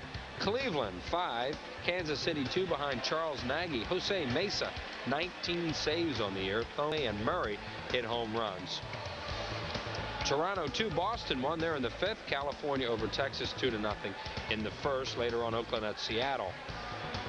National League, Atlanta with a 2-run home run from David Justice wins late. Chicago pounds the Pirates. Houston big over St. Louis. San Francisco ends their losing streak. They win 2-1 today at Candlestick behind Sean Barton. Florida 3, New York 1. Kurt Abbott has a 2-run homer in that. San Diego, LA later on. That's the Major League scoreboard as the Reds lead the Phillies 1-0. A nice hand for Kurt Schilling leading it off for the Phils here in the 6th. Schilling, Dykstra, and Duncan. Schilling grounded out his first time up. Look at Schilling smiling, and you know why? Because that ball looked like it was a little bit inside. A little hard gas inside, and he kind of smiled at the rookie. High 2-0. Nitkowski has not walked a batter, and he has struck out 3. Schilling has 9 strikeouts in this game. There's a strike called. 2-1. 1-4-0 Cincinnati. 0-2-2. Gotta like Nitkowski's composure, Chris. There's a little loop for Gary and a base hit to right for Schilling. Again, I mean, if you take a guy that doesn't throw very hard, that gets behind in the count and has to come with a fastball, pitchers can hit him as well. So getting behind 2-0 was a big mistake for Nitkowski. But I said I liked his composure because he comes back and throws strikes again. Schilling, a good piece of hitting there. To me, the most impressive thing about him, besides moving in, he's down with everything. Yeah, he sure is. He has not thrown a pitch really up in the strike zone where he's going to get hurt. Schilling with his 5th hit of the year and the 30th of his career. Here's Lenny Dykstra. 0 for 2. He has hit 2 fly balls, 1 to left and 1 to right. Lenny, after his last bat, kind of grimaced. He thought he had a pitch he could have hit out. He was ahead 2-1, got a fastball that he was all over, just missed it. Now he's flied out to all 3 outfielders. He went first ball, fastball swinging there, and flies out to the center fielder Thomas Howard, 1 away. See, that's where your last at bat can hurt you, because he thought he had his number and he knew he was going to get a pitch he thought he could handle on the first pitch. It was up a little bit and out of the strike zone, plus it kind of gets in on him, and you see him do what a lot of home run hitters do, that to bring their hands in. He got nothing on that ball. Is that comfort level you're talking about? Yeah, you know, especially after you just missed him and you think you're sitting right on him, you got him figured out, and you go after a pitch out of the strike zone. This is the 3rd inning out of 6 that the Phillies have had their leadoff man on, but they have not gotten a runner to second base yet. Duncan, check, swing, roller. Nice play by Anthony. Back to first, safe because Nitkowski was not on the bag.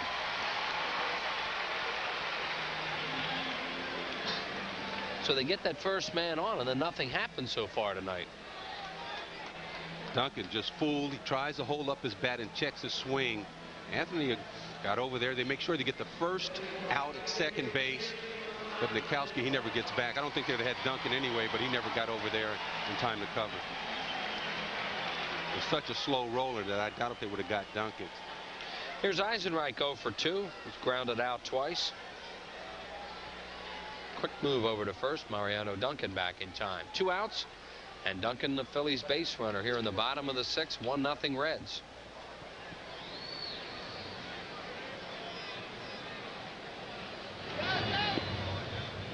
Outside with a breaking ball, 1-0. On deck is Dave Hollins, who has one of the Phillies' 3 hits, all singles. There is Duncan. And Nitkowski almost handcuffed Anthony. Right. I think Schilling handcuffed Hollins when Hollins made that error, and I think Nitkowski just about got Anthony over there.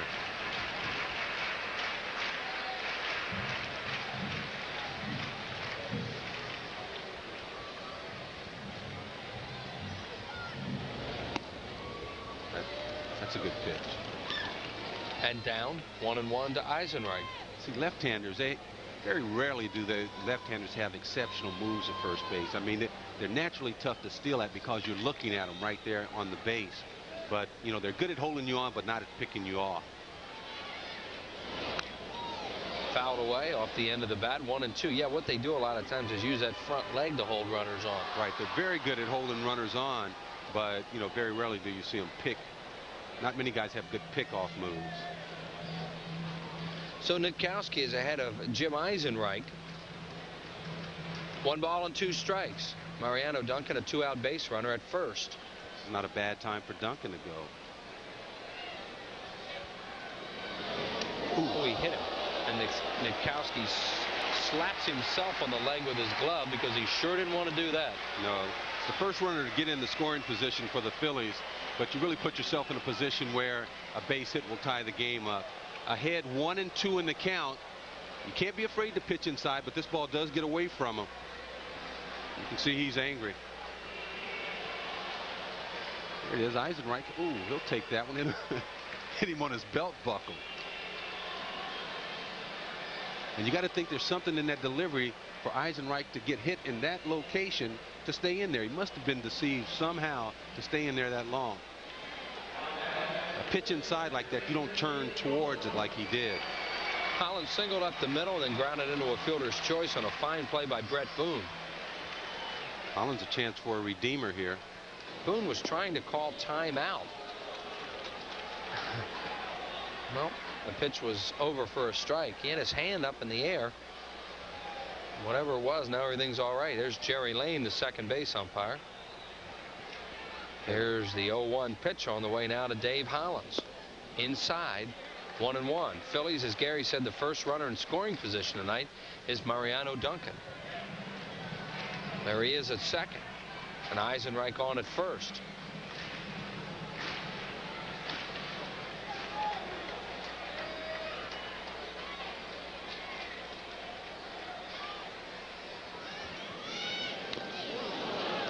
Fouls it off, 1-2.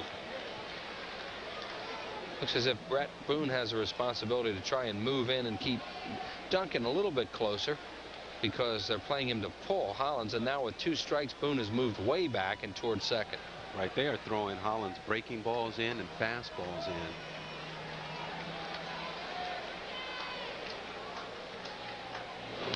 Pop a foul out of play. Behind the plate, and the count's still 1-2. Dave Hollins just off the disabled list yesterday. Got a base hit in the game last night, 1 tonight. I mean, let's talk again about this kid's composure. I mean, a guy like Dave Hollins you're facing in your first game, guy has some power, can hit the ball out of the ballpark, yet he still pitches them inside, realizing that if you make a mistake in there, the ball's out of the ballpark. Fouled away hard to right field, now to play. That shot we just had was of Don Gullett, pitching coach for the Cincinnati Reds, and he was a power pitcher. Definitely. Could rear back and throw seeds. Not much else. Didn't need much else either, did he? Well, he could fire. Left-hander, folks.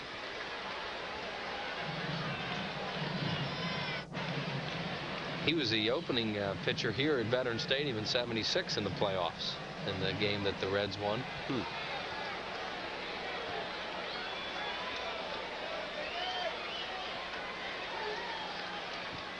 Here we go again, 1-2. Inside corner, strike 3 called, struck him out. No runs, 1 hit, no errors, and 2 men left on base. We'll see Gary in the Braves series, 1-0 Reds. Come on into Wawa, whole lot of hogan's going on. I said, come on into Wawa, whole lot of hogan's going on.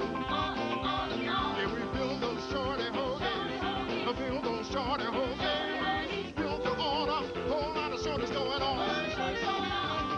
Come on into Wawa, we got shorties anytime, daytime, nighttime, your time. Build to order, shorties only $2.99.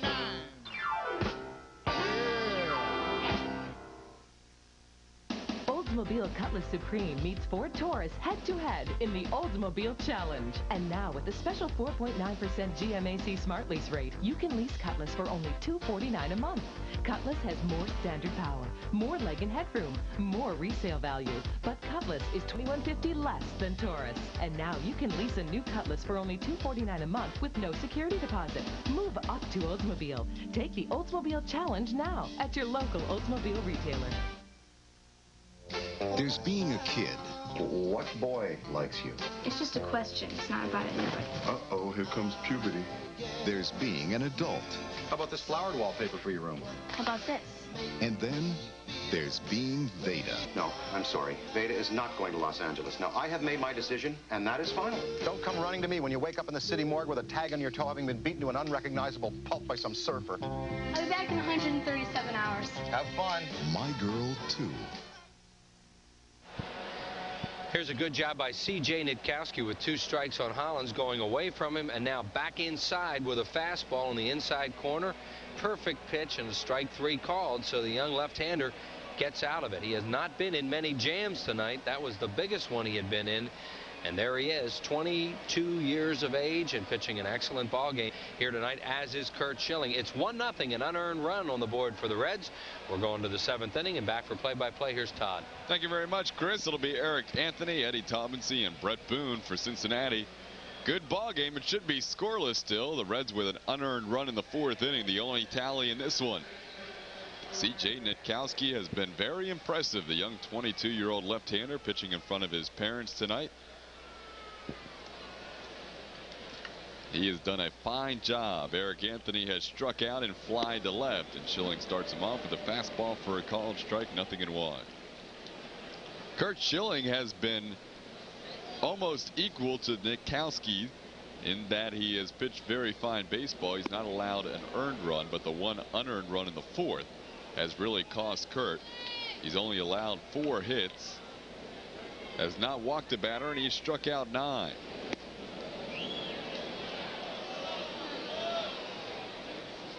Two and 1 the count to Anthony. Phils thought they had a strike on that pitch.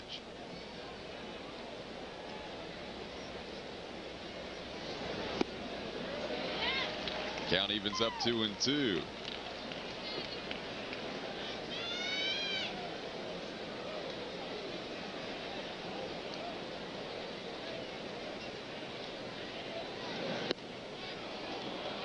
Misses down low. The count's full on Eric Anthony.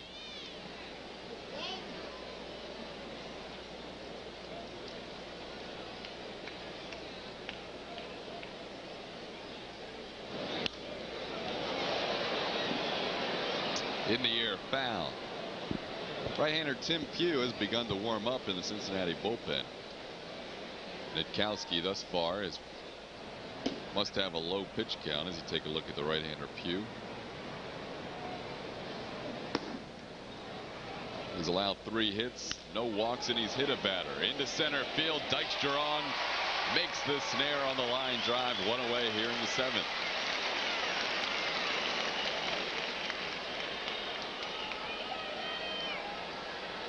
And he wants to see that one on the scoreboard again. Homestand is still going on tomorrow through Monday, the 3rd of July. Some outstanding teams in town. The Reds tomorrow, business person special. Braves Friday, Saturday, Sunday, and Monday. 6:05 Monday. It's also Mellon PSFS fireworks night following the ball game. So make sure you call 463-1000 or stop by the Center City ticket location at Mellon PSFS at Broad and Chestnut Street. Some great baseball in this homestand. You knew Curt Schilling was going to be geared up for this one. You did not know the wild card rookie C.J. Nitkowski would be equal to the task. Nitkowski leading 1-0 as we play here in the top of the 7th. Quite an exciting night for him. He was born up in Suffolk, New York. Line drive left field, Gallagher on. So 2 line drives. Curt Schilling kind of gives that knowing look to Darren Dalton like, I've got away with a couple in this inning.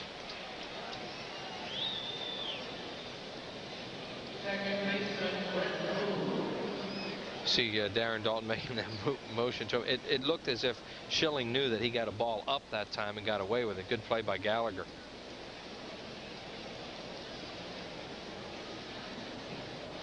Brett Boone has one of the Reds' 4 hits as he fouls one away and off the facing the press box, 0-1. Boone had been struggling heading into Philadelphia. He was 1 for 28. Took some extra hitting yesterday. Had a couple of hits, including his first ever home run here at the Vet. And tonight he's 1 for 2. In the air, foul, 0-2. Brett had a couple of outside pitches called strikes on him his first 2 times up, so he's been up there hacking in this at bat. Well, if there was ever a game where a home plate umpire set the tempo, it's tonight. And look at it, and it's flying along because Runge's calling so many strikes and the hitters are swinging. Ground ball at Hayes. Few hard hit balls, but a 1-2-3 inning for Curt Schilling. It's 7th inning stretch time in a hurry. Phillies trail 1-0. Your advertising is your voice in the marketplace. Advertise in the genuine Bell Atlantic Yellow Pages, and your voice reaches more customers. A bigger ad gives you a bigger voice. A color ad gives your voice more impact. But if you don't have an ad, it's like having no voice at all. 9 out of 10 use it, and they're all ears. The genuine Bell Atlantic Yellow Pages. Bell Atlantic, the heart of communication. New Philly fanatic Franks. He's so great, you just gotta try him. You just gotta try him. You just gotta try him.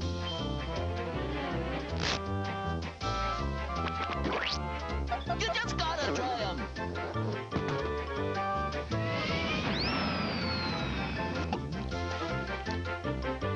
New Philly fanatic Franks. You just gotta try him. Unlike our competitors' cards, the Sunoco MasterCard doesn't foxtrot or lambada. What it does do is earn free Sunoco gasoline anywhere you'd use a MasterCard. And there's no annual fee. For the card named Best of Its Kind by Money Magazine, call 1-800-4SUNOCO.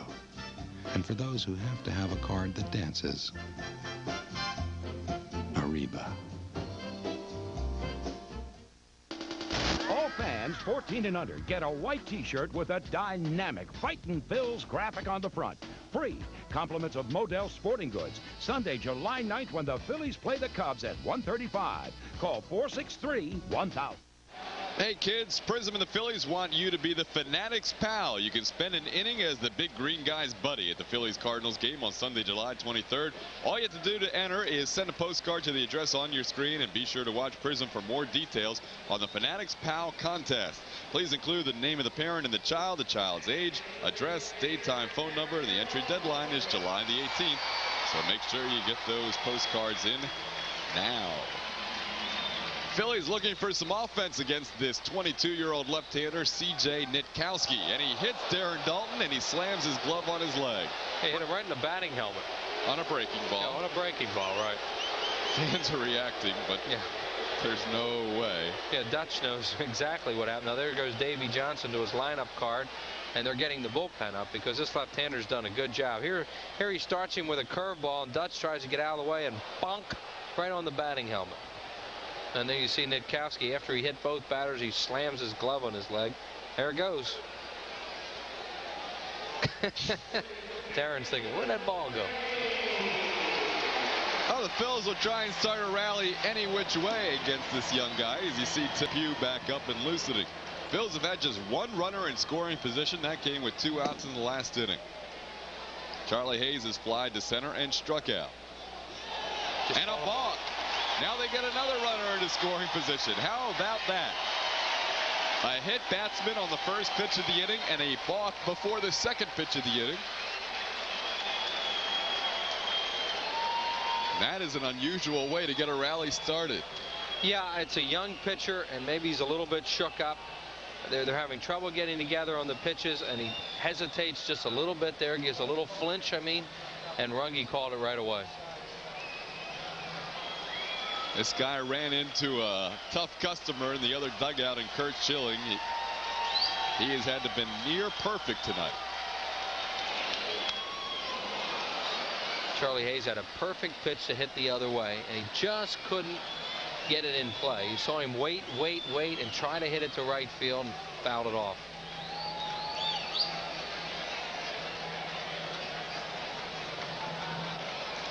Scrutinized by the manager and pitching coach. Good pitch. Yeah, this guy has done a tremendous job tonight. He's trying to make the ball have to be inside, make it harder to hit the other way, and he hits that inside corner. Oh, yes, Reggie Sanders deep. Against everybody.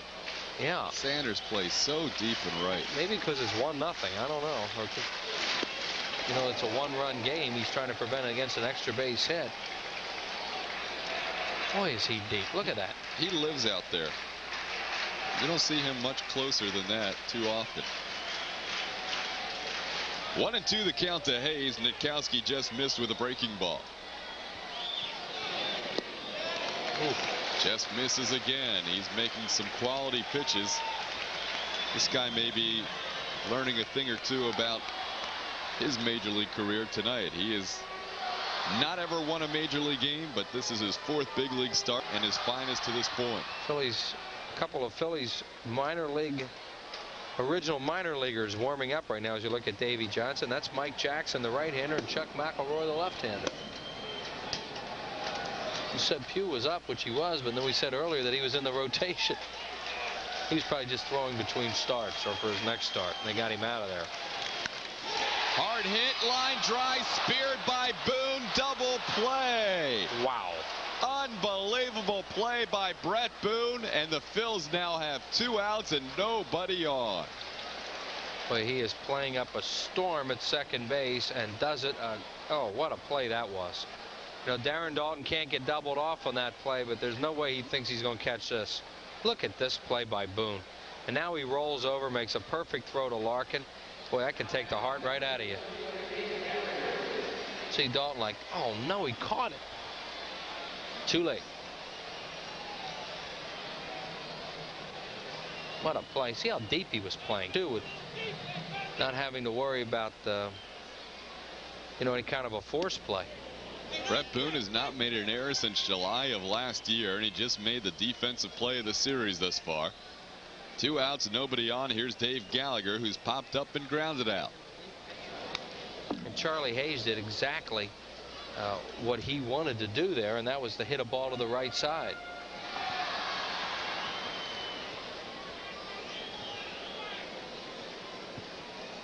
C.J. Nitkowski has thrown 81 pitches tonight. He stayed ahead of the hitters, and that has been the most important thing for him. He has not walked a batter. He has hit 2, but he has been consistently ahead of the Phillies tonight, and he's been able to make them hit his pitches. There's another one. Gallagher can't hit it. It's 1-2. Charlie Hayes knows that exactly what he wanted to do was hit a ball to the right side. And he not only thought he had the runner over, he thought he had a hit on it. And defenses, the Phillies have proved this year when you have a good defense how much more competitive you can be in this sport. And the Cincinnati Reds right there with that defense have taken the Phillies out of a potential inning, or at least with a chance to tie the ball game. Nitkowski is due up second in the 8th inning. This might be his last batter if he retires him. He should. Branson, the throw across is low and scooped out by Eric Anthony. Nice play by the Reds first baseman. Some strong defense in the inning. Phillies still trail 1-0. Whether you're negotiating a deal, Okay, if you're good, I'll read you a story. Come on, make it 2. calling in an order, Skip the strawberry. We want chocolate. scheduling a meeting, I'm at the Big Artichokes.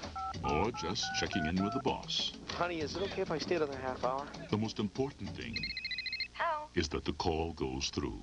A mobile phone is only as good as the system it's on.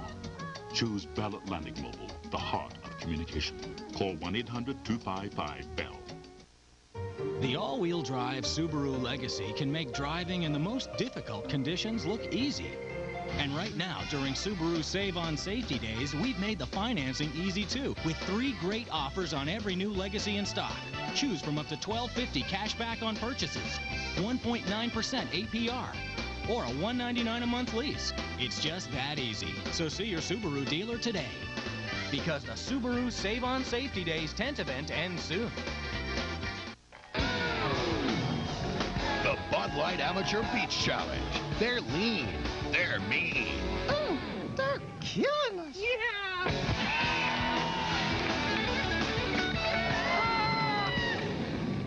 How about 2 out of 3?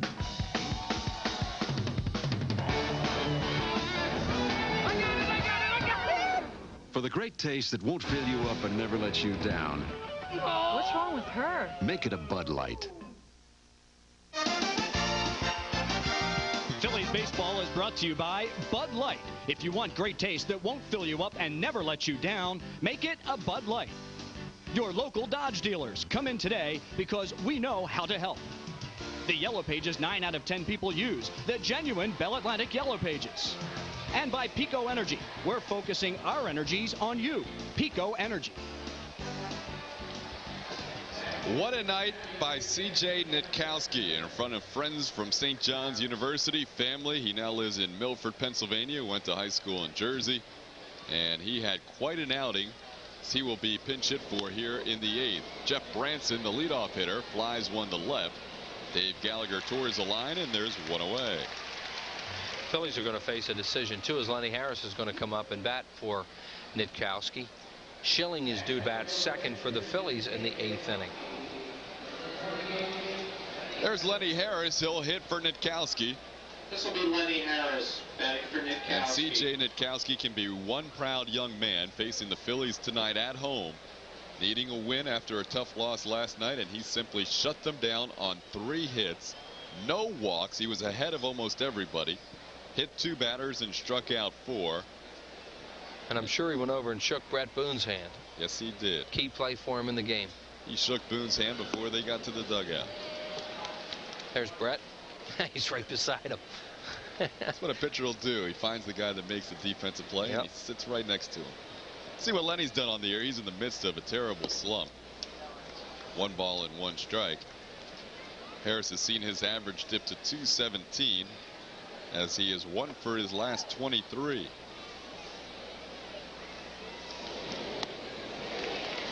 Ball and 2 strikes to the pinch hitter Lenny Harris. Well, the Reds only have 4 hits tonight, 2 by Thomas Howard, 1 by Brett Boone, 1 by Jeff Branson. All of them singles. The only man who reached second base was Thomas Howard, and he scored. And then Brett Boone reached second in the 5th with 2 outs and the pitcher up, so not much of a threat there. So the Reds' only threat really was the double error in which they scored the game's only run. There have not been a lot of offensive opportunities on either side tonight. 2-2 pitch. Dave Gallagher's going to chase this one down, but Charlie Hayes is back there off the third base position for the second out.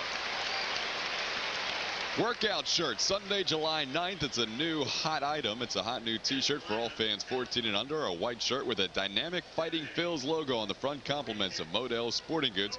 Great gift for young fans and great baseball for all. So make your plans by calling 463-1000 for tickets.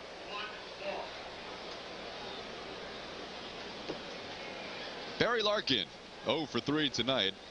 His average has dipped below the 300 mark for the first time in a while. He has continued to struggle coming off that thumb injury a couple of weeks ago. Larkin takes a called strike, 0-1. Larkin has grounded out twice and flied to center.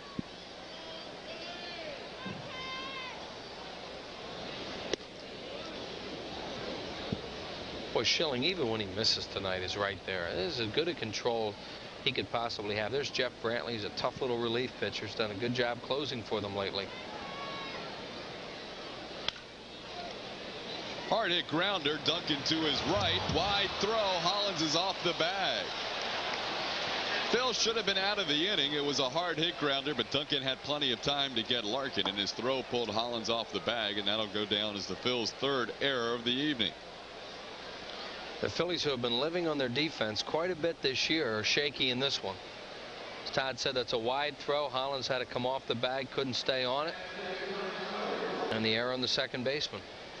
The Phils now with as many errors as hits in the ballgame, 3 of each. And the one man who's been a nemesis for Schilling in this game and during his career is Thomas Howard. He's taken him the other way twice tonight, singles to left. 5 for 14 in his career, the best average by far of the Reds. Larkin on the move, and the throw is low. Barry Larkin with his 18th steal of the year, his 2nd in the National League. Big stolen base by Barry Larkin. You know, trying to get into scoring position to get a second run out of this. Fastball down the middle. Dalton hurries his throw, throws it low. You see Larkin got a great jump on that straight steal.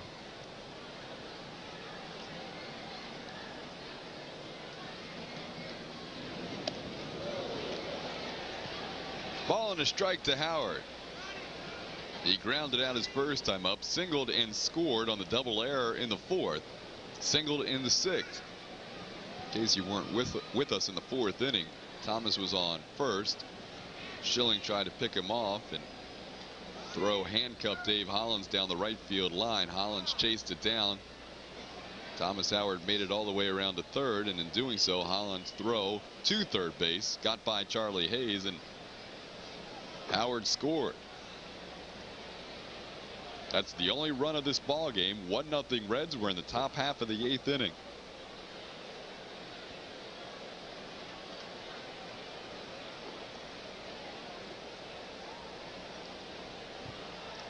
Good night for the horse Schilling to pitch. It's a very comfortable evening. Doesn't look like he's been bothered by that pitch count. A lot of strikes of those 103 pitches. Up high, it's 2-1 to Howard. Howard's hurt him with pitches away. You know, it looks like they're trying to crowd him a little more in this at bat. You know, haven't been able to get him out yet. He doesn't look like he wants to give him that fastball away. Back inside again, broke his bat.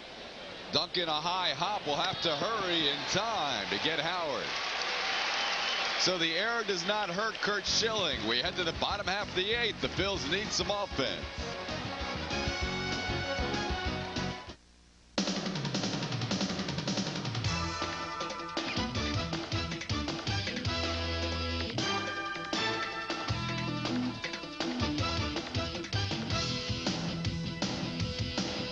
It's like having a Phillies ticket window come right to your home.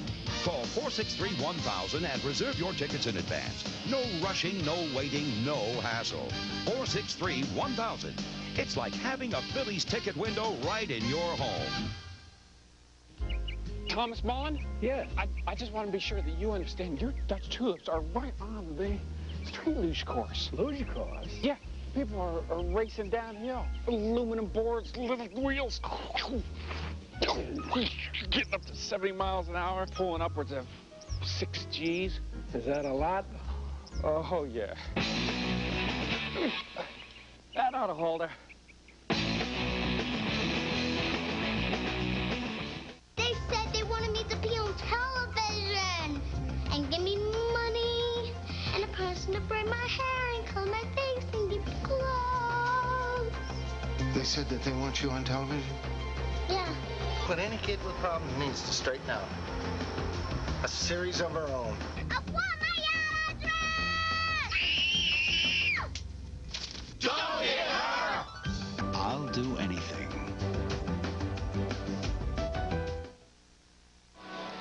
Baseball camps are back for boys and girls 7 to 14 years of age. 17 great locations, plus get a once-in-a-lifetime chance to enjoy a day of fun at the vet. There are 4 different camp sessions. One of the weeks has already ended. July 17th, July 24th, and August 7th are still available. 610-446-3636. That's 610-446-3636 for Phillies baseball day camps. Phillies trail 1-0 as we head to the bottom half of the 8th inning. Jerome Walton comes on as part of a double switch. He'll bat in the number 9 spot. And now batting second, in for the 2-inning save, at least he hopes so, is Jeff Brantley. Brantley looking for save number 12 on the year. He's 3-0 with a 2.78 earned run average. On the season, appearing in his 24th game, he does have some 2-inning saves, as you see. 9 more innings than games appeared in. 22 hits, 7 walks, and 27 strikeouts. 11 out of 12 save opportunities. He's had 12. He converted 11, as Davey Johnson talks there with Ray Knight, his bench coach, third base coach. Not his bench coach, and the guy who they say will be his successor next year. Kevin Stocker to lead things off against Brantley, who has not pitched in close to a week. Last pitched on Thursday when he earned his 11th save. His last 8 outings, he has 7 saves and a win. 1-1 to Stocker, who was 0 for 2 against C.J. Nitkowski. Tony Longmire is in the on-deck circle. There he is, the bat for Schilling. 5-7-9. Ricky Vitalico looks on. If the Phils fail to score, he would probably be the pitcher in the 9th. Phillies need a run. They've been shut down by the rookie C.J. Nitkowski. 4th ball, 1 ball and 2 strikes. Brantley's always had the reputation as a real tough competitor out there. Not a guy with any overpowering pitches, but a great competitor who gets the job done when he's healthy. And he's pitched very well for the Reds lately. Foul tip. Staying alive is Kevin Stocker. Brantley's allowed just 10 runs all year long. 6 of those 10 have come via the home run, 6 solo shots. So he has given up the long ball on occasion, but lately he has been outstanding. He has retired 16 of the last 18 batters he has faced.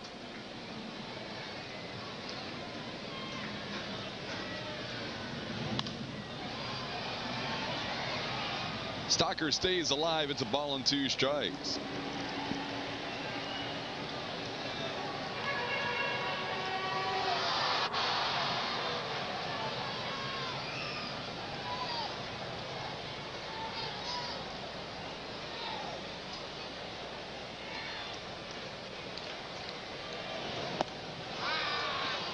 Gets him swinging. Brantley comes in and strikes out the first batter he faces. 1 out here in the 8th. It's a high fastball. He threw him a lot of stuff down and then goes with a high fastball away out of the strike zone, and Stocker chases it.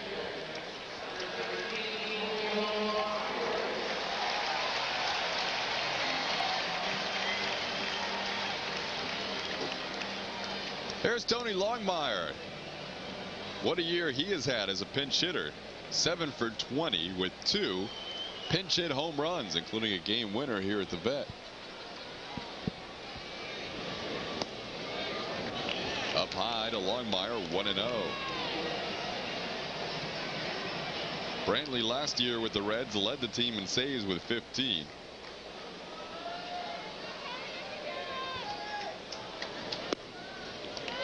The pitch looked low. It was a called strike. 1-1. This year Brantley with 11 of the Reds' 19 saves. Xavier Hernandez has 3. Hector Carrasco has 5. Ground ball just foul, left field line. It counts 1-2 on Longmire. Yeah, and Branson is guarding the line, as the third base umpire Dana Demuse said it was foul. Look how far over Branson is, even though that's a left-handed batter up there. It would be really hard to squirt it by him down the line.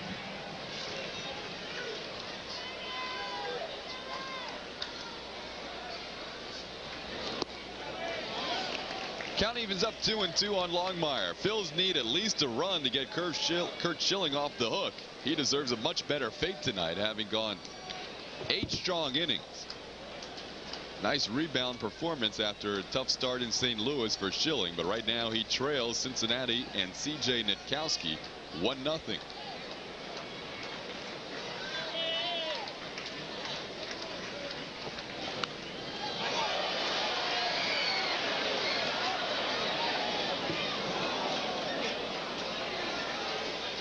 Obviously giving it a look. It's still 2-2. Tony Longmire gives you a good at-bat coming off the bench cold. He's had a couple of outstanding pinch hit plate appearances for the Phillies this year. You mentioned the solo home runs that Brantley's given up, not many lately. Tony Longmire is a high ball hitter, and Brantley is a low ball pitcher for the most part.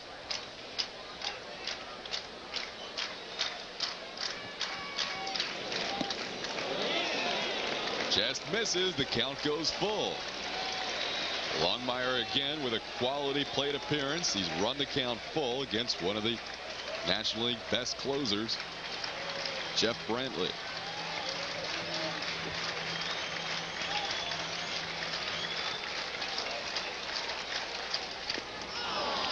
Stays alive.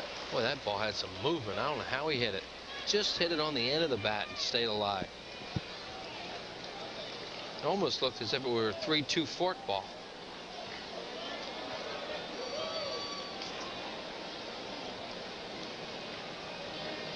Kurt Schilling's line tonight, he went 8 innings, only allowed 4 hits, did not walk a batter, just like C.J. Nitkowski. Neither starter walking a batter. Schilling struck at 9 and allowed 1 unearned run.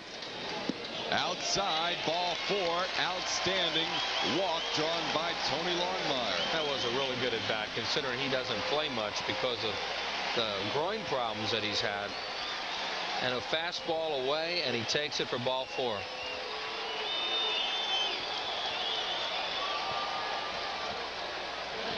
That'll bring to the plate Lenny Dykstra.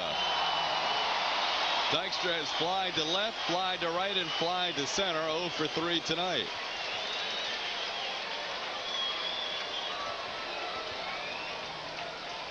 That is the first walk in this ball game. We're in the bottom half of the 8th. Yeah, you mentioned the job Schilling did tonight. I mean, Kurt Schilling can't pitch any better than he did. He was just outstanding. Smash, Anthony. Wide throw, safe at second, safe at first. Barry Larkin has an argument, but I think it was a good call by Jerry Lane at second. Phillies have runners on first and second, 1 out. Larkin did everything he could to save that play, but I don't think he was near that bag. Eric Anthony made a great play and then throws wide to second.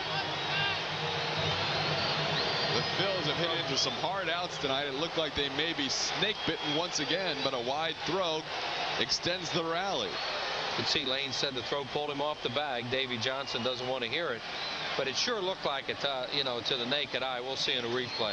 But Larkin tried to do a little flamenco dance down there to try and stay in contact with that bag, and he couldn't do it. Here's the play. What a play by Anthony on this smash by Dykstra. Holding the runner on, and the ball is on him so fast, and now he pulls Larkin off. Close. I wasn't sure if he didn't get that right foot down. If he did, it was a remarkable play. Watch saying how athletic he is trying to do it. I think he's got it. He might have touched it. He might have had his toe on that. There's no way he should have possibly been able to make that play, but it looked like he did. So Phil's catch a break and just missed, tying the game on a grounder, just foul. Wow, what a play by Larkin. That looked like from the naked eye there was no way possible he'd be able to keep his foot on the bag.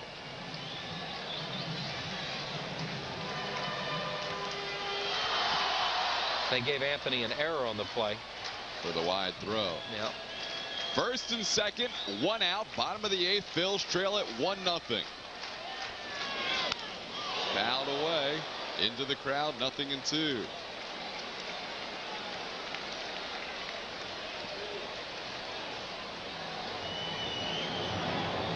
Mariano Duncan has done a nice job hitting over 300 with runners in scoring position. I cannot believe Barry Larkin made that play. Well, you know, they have on their notes how remarkable their middle defense has been. Larkin and Boone, how well both of them have been playing. And that was amazing that he could have somehow got his toe on that bag with that throw. And it appeared that he might have done it on that replay. Duncan in the hole, 0-2. Eisenreich waits on deck. Stays alive, fouling it away. Well, you would think they want Jeff Brantley for 2 innings tonight, and they're making him work hard here in this 8th inning. That's why a lot of managers don't like to use closers for 2 innings. Because if they get into a tough 8th, and then even if they get out of it, sometimes the air goes out of the balloon for them. Especially a 1-run lead for 2 innings. There's no margin for error. Tried to hold up, but he chased a high pitch. Mariano Duncan goes down.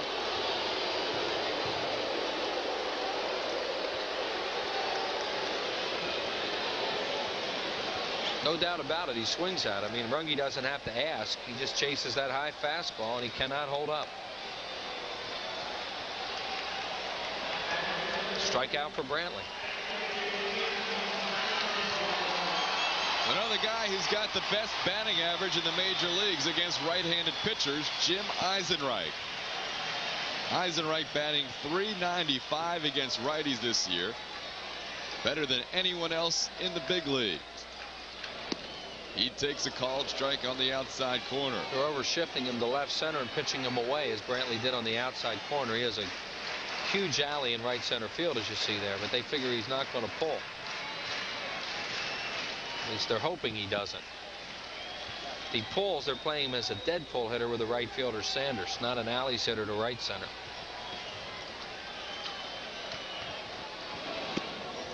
Outside, it's 1-1. Felipe Alou learned the perils of using your closer for 2 innings in a 1-run game this afternoon when the Expos lost that game to the Atlanta Braves in the bottom half of the 9th. Tonight, Jeff Brantley looking for a 1-run, 2-inning save. There you see the situation. Bottom half of the 8th. Phil's trail by 1. Outside, it's 2-1. Yeah, it's the old pitch him away, play him away right now. I mean, they have stayed right by their book on Eisenreich thus far.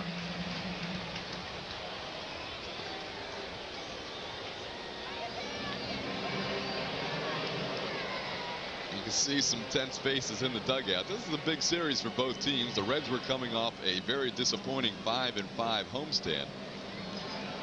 The Phillies are embarking on what is probably the best competition in one homestand you could face. The Reds for 3, the Braves for 4.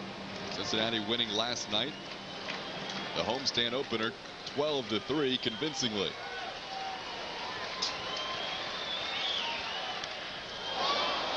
Out straight back. The count is 2-2 on Eisenreich. It's the first pitch he's had really the hit in this at bat. I think Brantley got a little more of the plate than he wanted to that time, and Eisenreich had a good hack at it. Eisenreich against the left-handed starter Nitkowski, grounded out, bounced into a fielder's choice, and was hit by a pitch.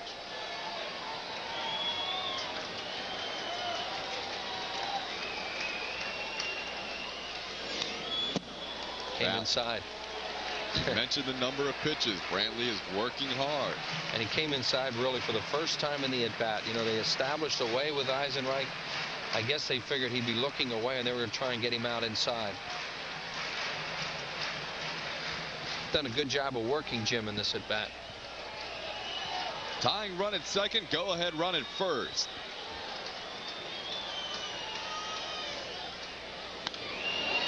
Foul ball out of play. It stays 2-2. In, out, in, out. And that's what that time he goes away from him.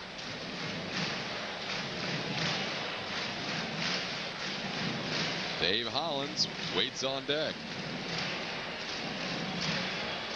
Longmire with a walk. Reached on an error to second base. Lenny Dykstra reached on a fielder's choice. Great at bat by Eisenreich, wasting some pitches with 2 strikes. That's a tough pitch. He just fouled off then.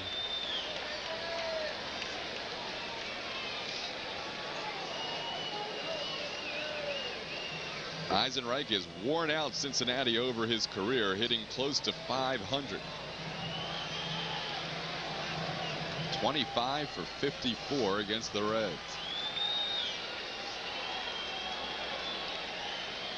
They were coming back inside then. Now Brantley stepped off. Whether he didn't want to throw that pitch or what, you know, who knows. But you could see Taubensee starting to slide back inside that time after those pitches away. If he goes away from him here, that means he didn't want to throw that ball inside. That's what it was. Outside, the count is full. That's what it was. Brantley decided he did not want to go inside after that. He stepped off. He said, I got the ball. We're going to start over here. This is one of the better pitcher-batter battles you will ever want to see. Brantley against Eisenreich have been dueling it out for about 10 pitches. And now the runners will get a head start with 2 outs and a full count.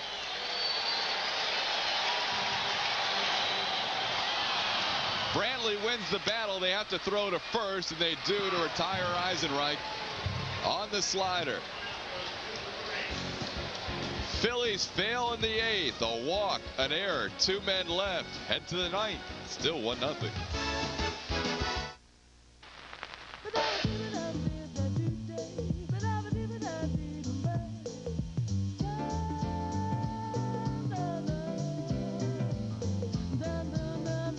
The things you charge on your credit card could earn free Sunoco gasoline. The Sunoco MasterCard with no annual fee. Your credit card purchases fuel the economy. It's time they fueled your car. For the card named Best of its Kind by Money Magazine, call 1-800-4SUNOCO. We could use another bathroom, but I really had my heart set on a new kitchen. Until the furnace went. But instead of putting everything on hold, I got a Mellon PSFS line of credit. We'll be okay. I got the money I needed, even a little extra, for other important things. Life Improvement Loans. Call 1-800-MELON-2. 1-800-MELON-2. The power was out and I was thirsty. I felt a bottle with straight sides. Could have been a soft drink. Could have been cough syrup. Then I felt a curved bottle, and I could already sense that distinctive taste in the back of my throat. Grabbing the shapely Coca-Cola classic, I retrieved a box of animal crackers. And after taking that first satisfying sip from that Coca-Cola bottle, I shook a few animal crackers into my open mouth. Bummer. baking soda. Your Budweiser National League scoreboard. Atlanta wins this afternoon 4-3 over Montreal. Chicago 10-3 over the Pirates. Brian McRae a grand slam in that one. Tony Eusebio a slam for the Astros as they shut out St. Louis 9-0. In 11 innings, San Fran over Colorado 2-1. J.R. Phillips the game-winning RBI single. New York has come back to take the lead over Florida 8-3. That game in the 9th. Chris Jones and Jeff Kent home runs for the Mets. And San Diego in Los Angeles starting in about an hour. Quite a ball game here at the Vet. Just one unearned run has crossed the plate in this one. 1-0 Cincinnati as we head to the 9th inning. And Ricky Vitalico takes over for Kurt Schilling, who leaves trailing 1-0 after 8 outstanding innings. Vitalico has been fantastic for the Phillies this year, appearing in his 23rd game. He's 3-1 and has an ERA of 1.23. He has Gant bailing out on a great breaking ball. That's a called strike, 0-1. Gant struggled against Schilling, striking out and popping up twice, 0 for 3.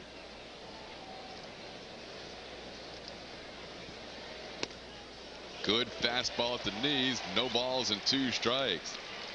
Vitalico has not allowed a run in his last 9 appearances, 10 2/3 scoreless innings, and he has been close to dominant. Some nasty stuff on that pitch, which bounds away. It's 1-2. It's a big inning for the Phillies and for Vitalico because, you know, when you're at home down 1-0 like this, you want to desperately keep this to a 1-run game. You do so many more things in the 9th inning if you can keep it to 1.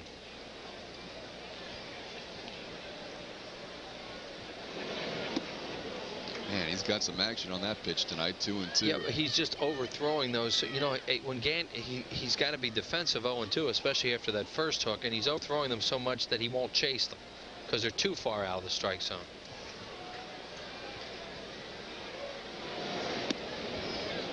Try to put too much on that one then. Start out 0-2, now the count's full. Ron Gant, Reggie Sanders, Eric Anthony, all potential long ball threats. Phils in the 9th will have their cleanup hitter Dave Hollins leading off, Darren Dalton and Charlie Hayes. Well, he loses him after starting out Gant 0-2. Ron Gant has recovered nicely from that very serious leg injury in the offseason between 93 and 94. He has 12 steals this year. He'll have to be watched over at first base.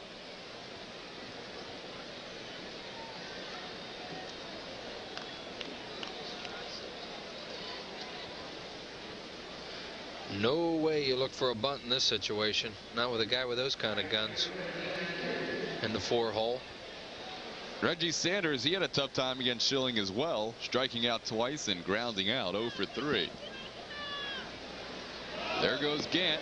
Pitch is low and gets away from Dalton. Gant goes in head first, but he could have gone in standing with his 13th steal of the year. Reds love to run. Well, these guys are so dangerous because they not only have great power, but the guys that get on that can hit the ball the ballpark will run. I mean, Ron Gant, 15 home runs, takes off on the first pitch. Ball's in the dirt. Dalton doesn't handle it. He got a great jump. He really gave Dalton no shot, even if he'd have caught that ball.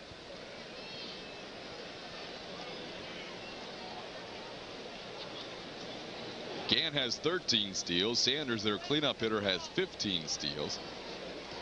Barry Larkin earlier with his 18th steal.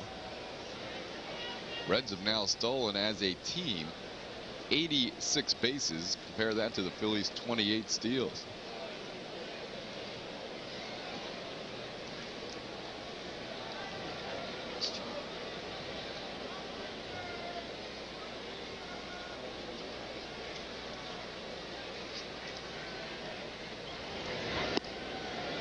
Pitch is a called strike to Sanders. 1 ball and 1 strike. Norm Charlton is loosening up. Reds have some left-handed hitters due up.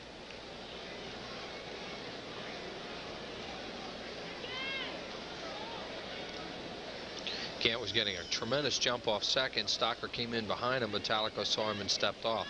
Guys normally don't run with nobody out in this situation. You know, they're thinking, well, maybe they'll get me over.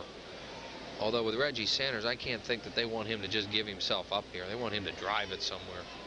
You don't ask your 4-hole hitter to hit behind a runner too often. Now with the BBs he hit last night, including a 3-run home run. Leads the National League in RBIs with 48. He has a runner in scoring position here.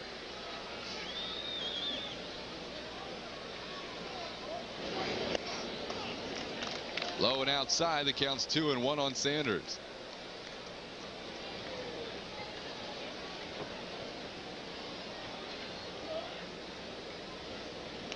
Quite a season he is having. Yeah, that's a big run out there at second base.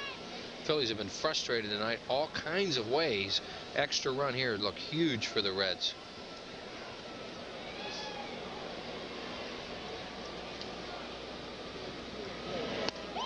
Chased a high fastball. It's 2-2. Ricky Vitalico can get away with high fastballs sometimes because he has a little extra giddy up when he gets it up. And you don't want to make a habit out of that, but there are certain hitters who will chase up in that area, and he can throw it by them.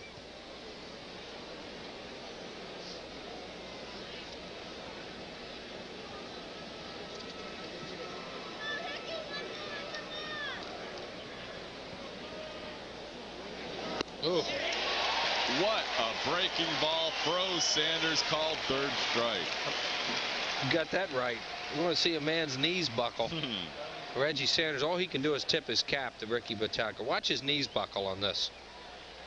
Thinks, oh, wow, that's a good one. I mean, that's a severe knee bend right there. That's how he had Gant on the first pitch, bailing out. The pitch was a strike, and then he, as you said, started to overthrow against Ron Gant. Yeah, he tried to make perfect pitches after that when all he had to do was get one in the strike zone, you know, close to it, and he might have gotten Gant to chase. Now you really have to watch Gant now. Even though there's a left-handed hitter up there, if Gant's getting a little frisky, he might think about going. Eric Anthony has struck out, fly to left and line to center, 0 for 3.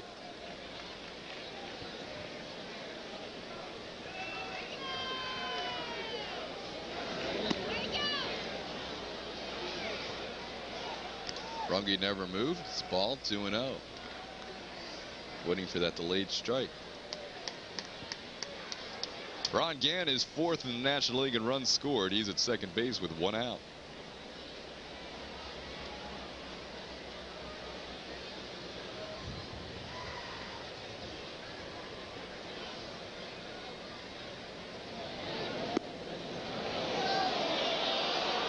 A little bit high. It's 3-0.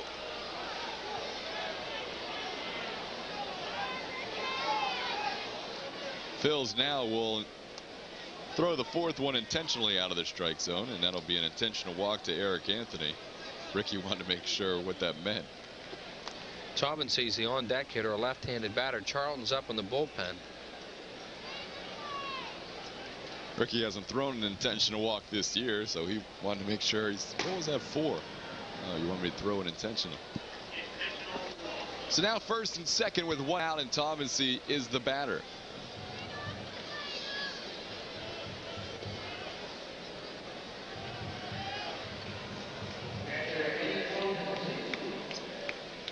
They have Lewis and Worthington from the right side and Berryhill from the right side left. And no left-handed batter, really. Well, Berryhill could be a pinch hitter from the left side also as a switch hitter. They're going to stick with a Vitalico here, looking for a ground ball. Inside low, 1-0.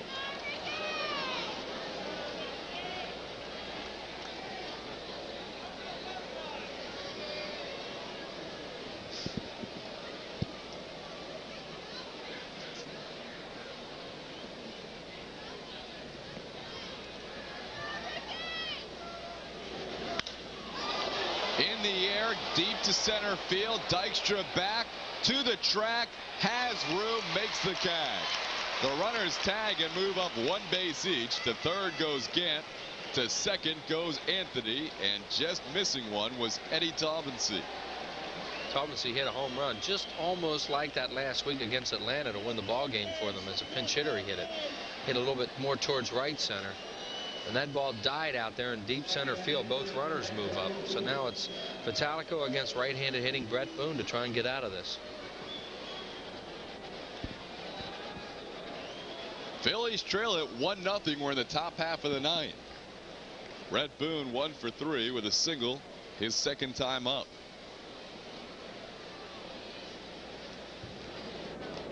Chases one. No balls and a strike. Brett Boone's a first ball fastball hitter. I mean, that's the scouting report on him. So he throws him first ball curveball, and he was swinging fastball all the way. This is a big at bat in this ball game. Phillies need to keep it at 1. Second and third, 2 out. 0-2. Foul tip. Vitalico has struck out 18 in the last 15 innings. Now this is where he can go a couple ways. You know, he's got him set up fastball if he wants to do that, or the breaking ball we talked about earlier with Gant, where he just overthrew it and didn't get him to chase. You don't have to throw a perfect one here. His breaking ball is so good they'll chase it if it's near the strike zone. Boone's single earlier tonight came on an 0-2 pitch. There's the curveball. He did not chase. Good job by Boone to lay off. Yeah, and it's a good pitch.